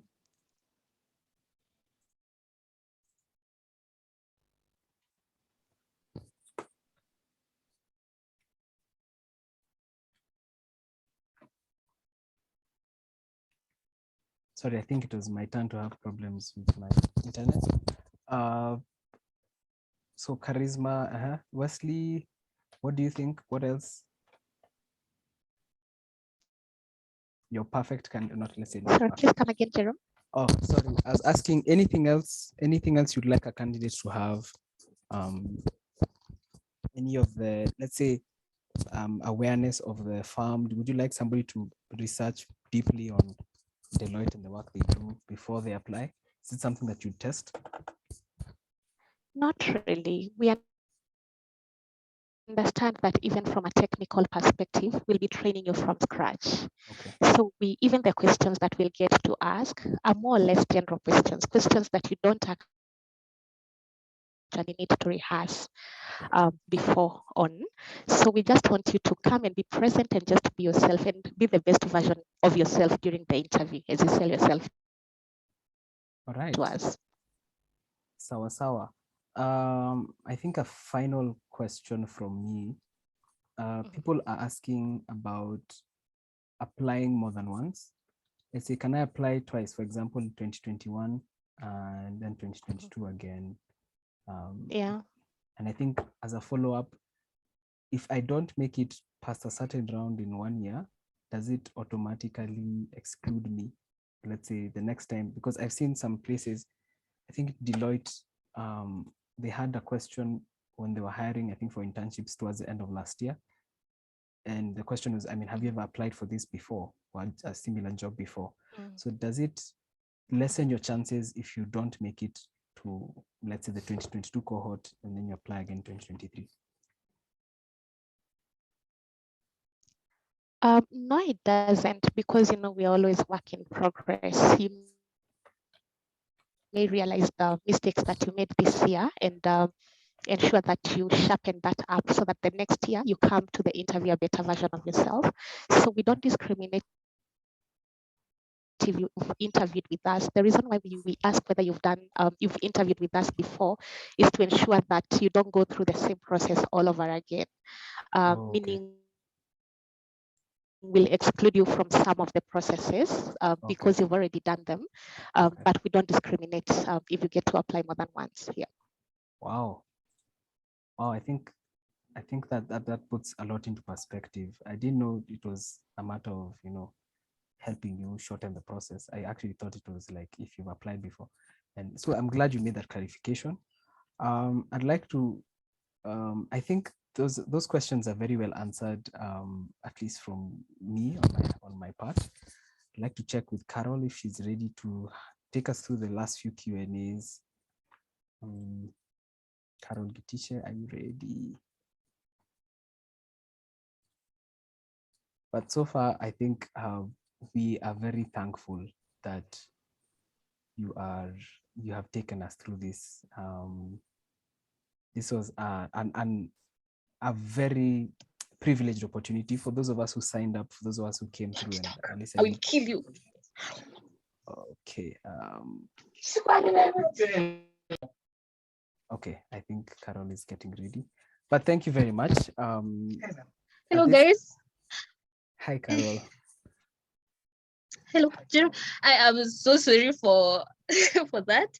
I'm having issues with lights. Hey. Okay. Bedsitter Chronicles. You guys understand me. We do. So I'd like to join Jerome for the Q&A. So Jerome, I'll take let me. Yes, can you? I think if anyone would like to unmute, by the way, and ask a question. But I think, okay, sorry. Before we go to the questions recently, there's somebody up here who said something interesting. I don't even know how I forgot. His name is Wafula. He said that he has an interview, a physical interview at a Big Four firm on Tuesday. What should he? Yes, John Wafula at 11:46 a.m. Hello, I've been called for a physical interview in one of the Big Four firms on Tuesday. What can I expect? Please help if you can. John, are you still on the call? Because maybe you can tell us what stage you are in. Maybe, yeah.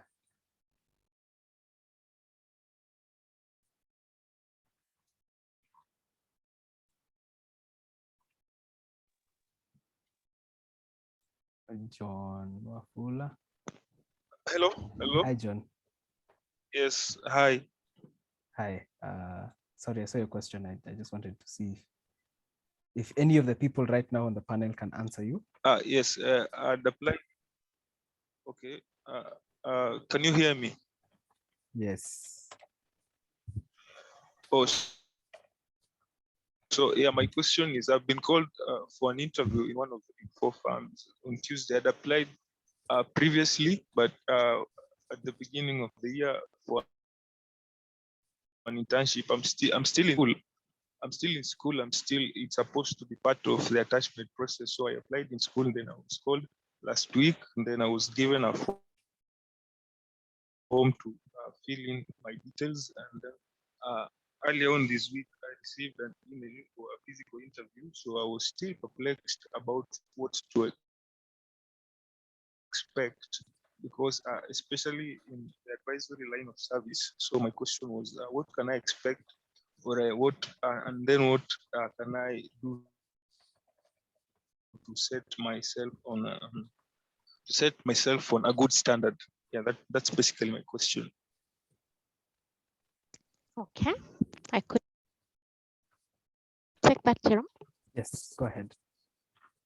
All right, John, congratulations for securing yourself an interview. Just to make sure that you get to research about what the department does. That may be what will distinguish you from the other candidates. So get to understand what it is that the department does. They don't expect that you know much, but have an idea of what they do. When you get to the interview, get to understand what they're asking you clearly. In case it's not clear, ask them to rephrase for you. Interviewers and hiring managers are usually willing to do that. And you see, you also show that you want to understand the question before you can take it. So get to understand the questions well. Be detailed in your responses. Don't be general. Be very detailed in your responses. Don't give one sentence answers. You can go further and clarify yourself, because it shows a level of maturity that you'll even be able to communicate well with them when you're handling certain tasks. So show up, give it your very research what it is that the department does, and be very clear in your communication. For them to invite you, it means you're already halfway in. Ensure now that you get fully in. Thank you. Thanks, John. Thanks for asking your question. Thanks for attending, by the way. I think your friend told me about you, and best of luck. The interview on Tuesday. We'll pray for you if that's a thing you do. I think Carol has a question. Carol, if you want, you can ask as well. You guys, right now it's a Q&A section. Please feel free, if you want, raise your hand, ask a question directly to Liz or Wesley, Otherwise, I would like us to close in about 10 minutes, the session. And be ready. Sorry, as we prepare to close, I'd like you to be ready to turn on your screen, turn on your video so that we can take a photo, a group photo of. So be ready, get into a good position wherever you are. Bilha has a question. Yes, Bilha, kindly unmute and go ahead and ask. Okay, can you hear me? Yes, I can hear you. Yes, Hello, we can. can you Yes, hear we me? can. One is to Wesley and Elizabeth. So in the recruitment, the graduate recruitment process, one of the questions asked in the application process is to give a special message to the hiring manager. Could you kindly enlighten me on that? What is expected of you in that message toolbox? What is expected of you? And also, okay, I've forgotten the other question, but I'll ask as we go along. All right, Wesley, you want to go first? Okay, sure. Okay, so this is just a cover letter. So you just need to express your interest in the role, as well as just your willingness to learn. However, it's okay. I can say it's an integral part of the application process, because as you said, this really disqualify you from anything, because the most important thing is just the qualifications which you have. So yes, I can just show interest in the role and willingness to learn, but it's not an integral part in the recruitment process. Yeah. All right, thank you, Wesley. Wesley said it, Bilha, it's not an integral part. Sometimes we're able to pick up details from the cover letter that weren't in the CV, but just feel free to write whatever you want to write to the hiring manager. It's just a cover letter to accompany your application. Sorry. Thanks for that response. So my second question is, how long does it take between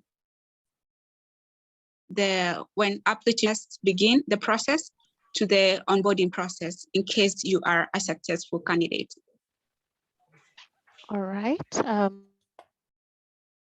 It's usually back to, we run this as a project, and we are meant to onboard the successful hires in a maximum of 4 months. So it's supposed to be back to back, but again, is dependent availability of the hiring managers. So in terms of timelines, we are not able to go into the specific details as when we conduct the oral interviews and the partner level of this, but yes, within 4 months, we should have closed down the recruitment. Okay, thanks for the response. Yeah. Awesome. So there are some questions up there. I don't know if they were answered. Fiona had asked, let me find that question. Fiona had asked, after the recruitment process, when does one officially start? But I think you just answered, but maybe you can clarify. Yes, the 4 months include onboarding the successful hires, and this we are looking at 4 months from March, when we officially opened the application process. So in a maximum of 4 months, we will have closed down and hopefully onboarded our successful hires. All right. Awesome. So I think somebody also alluded to the fact that I think Clement earlier on, to answer Sean's question, that you can still, as long as you have finished your classes by the time when you're officially joining the firm, you can graduate and you're already working. So that also adds on to that. Are there any other questions? Please, you can raise your hand. Okay, there's a question here. Will the process be physical or online? Is there provision for people who do it online when they can't avail themselves physically? I think maybe for people who are not maybe in the country, people who are not around when this, maybe you can speak to that. All right, thanks for that. This year we tend to run most of the processes physically. However, if we call you and you're far from Nairobi and are not able to make it to the interview, we can definitely turn that around to an MS Teams interview. So that should not worry you. As long as you keep moving along the process, we should be able to accommodate you. Okay. That sounds good. I hope Tibet's question has been answered. Will special, ooh, even when I was in that class, will special consideration be given to KCSE class of 2016 where performance in English was poor countrywide? It's an interesting question. What do you think? Yeah, we've gotten that question this past week, and it's something we are deliberating on. Allow me not to give feedback on that at this moment, considering it's still under discussion. But as it stands right now, we are not. However, we'll get to see how to handle it. Okay. Shouldn't write out 2017 as well, Donald has said. Mildred has raised her hand. Mildred, you can ask your question. You can unmute. Hi. Okay, Hello. so we've seen that your recruitment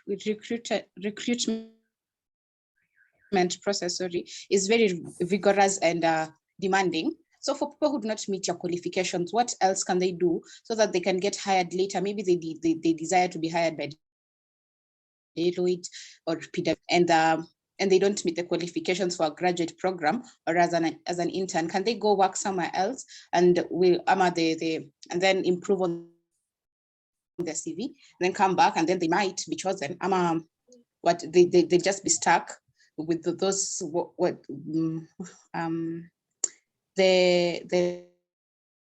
recruitment, but the standards that you're applying right now will still apply to them even 5 years later from when they have already gained experience. All right. Thanks for that, Mildred. So the current requirements for graduate recruitment are purely for entry-level recruitment. So for any internships and entry-level recruitments. So as we go up, we understand that you have gotten exposed from a career perspective, you are technically, sound, you have something to bring on board. So we get to revise that, but now bring in something else from a technical perspective. Thank you. Awesome. I think because we are really not doing too well on time, Sharon, I'd like to ask you to unmute and ask your question, then we will close up the session. So my question is, in case you may be doing any freelance work for maybe like a small company, is that going to affect like the chances of you getting recruited in any way? Sharon, if I may repeat that, you've said you're currently doing some freelance work, but you meet all the minimum requirements? So it's freelance in like some accounting duties, like small duties like filing taxes. But there's that I've been in a situation where I was told that because I'm doing finances for another company, it's going to affect my chances. So I wanted to know if in this situation the same applies. The fact that I'm doing a little freelance work for another small institution is going to maybe affect the chances of being considered for the recruitment. Okay, that is clear. That really doesn't matter as long as you meet the entry requirements. Whether or you have work experience or not, we'll still get to consider you and move you along the recruitment process. Yeah, thank you. Okay. Okay, I think I know that there are more questions, but I'd like us to take into consideration that this should have ended at midday, and many of our panelists actually have commitments in the afternoon. So I just want to ask, could you maybe, Wesley and Elizabeth, is it possible for people to contact you on your email Could you drop us a line on how to reach out if people have extra questions about the recruitment process and maybe anything else? Sure. Wesley, you want to go first? Yeah, okay, sure. So I think people can just consolidate all the questions and then they can be sent to us via one email, because we actually receive quite a number of emails. Yeah, so if you can just get it via one email, we can be able to respond to everything at once, if that's okay with you guys. Yeah. All right. Yes, I totally agree with Wesley. Also, we have someone manning all our social media pages on LinkedIn, Instagram, Facebook, Twitter. Any question that comes through gets to us and we get to respond. All right. Yep. That sounds fantastic. With that, Wesley, is there something else you want to add? Okay, so I think, Jerome, I think you can just, if it's possible, you can consolidate with the questions. Okay. And then you can just, you have our email addresses. Yes. So you can share it with me and Liz. And then we are going to be able to answer them. We can send the feedback back in 1 to 2 days maximum. Yeah. All right. I think, yeah, Chebet has given a very good suggestion there. I can make a Google form for us to ask questions and we can get responses from you. So we'll consolidate them and send. Similarly, we consolidated the questions from different Google forms. So at this juncture, thank you. I just like to say thank you very much to Liz and Wesley. This has been fantastic. Like I said before, we don't really get the chance to do this often. I just have questions directly to somebody who otherwise would be unreachable because of the volume and the competitiveness of the kind of position you're in, because we recognize you are having to deal with choosing probably 50 to 100 people from a few thousand. So out of respect for you, we'll consolidate those and we'll get back your answers. So please, by 12:43 people, I'd like all of your videos to be on so you can take a few photos. Please start turning your photos on. But as I do that, I'd like to give sort of a vote of thanks. I'm dropping a Google Drive link in the group chat. So a few of us here are in a WhatsApp group where we send each other different resources.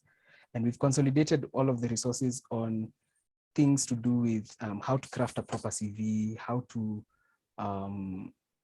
prepare for interviews, how to do informational interviews, etc. They're all on that Google Drive link. Just sign in and you'll find the resources you want. And please, before you reach out to somebody to ask for help, make sure you've done the homework, because very many people here have, they sort out a lot of this information themselves and they were constantly seeking. So try to just do the homework first and then try to exhaust all of your sources of information before reaching out to ask maybe John or Wesley or Elizabeth a question that maybe you could have found out from the website. So I can see Maggie, Sharon, Stephanie, John, Benson. People are turning on the videos. Awesome. As people continue to do that, please be on the lookout for 2 things. Number 1 is a feedback form. We have a few questions to ask you about your experience, whether you enjoyed, what is the things you like the most about this session. And number 2 is be on the lookout for part 2 of this, which hopefully we'll be able to do in 2 weeks, 2 weeks time on a day like today, with some people from the other 2 Big 4 firms, so Ernst & Young and KPMG. So be on the lookout for that. Also, I think, thank you very much, Liz. I've seen your response. We're delighted to be part of this session. Thank you so much for coming. Thank you to everyone. Clement, sorry, Clement is there. I can see him. I can see Joel, I think left. No, Joel is here. I can see you. Nicholas is here. Gathecha, Ivy, yes. Wesley is still here. Liz is here. Thank you to our moderators, Ambani, Sylvia, Stephanie, Riziki, who had to leave at some point.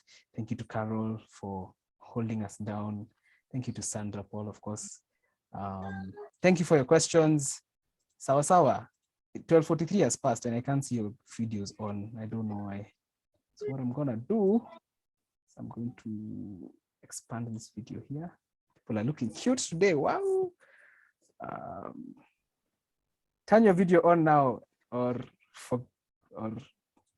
you shall not be considered that you attended this event. Awesome. 1, 2, 3. Sorry. I think my internet is playing around. 1, 2, 3. Okay, screenshots taken. Screenshot number 1. Correct na kucheki. I'm on. Yeah. What's turning on your video? Screenshots number 2. Awesome. I think we're good. So you guys can leave at your own pleasure. Thank you for coming again. This has been great. It's been a pleasure organizing this and receiving the feedback you guys have given us.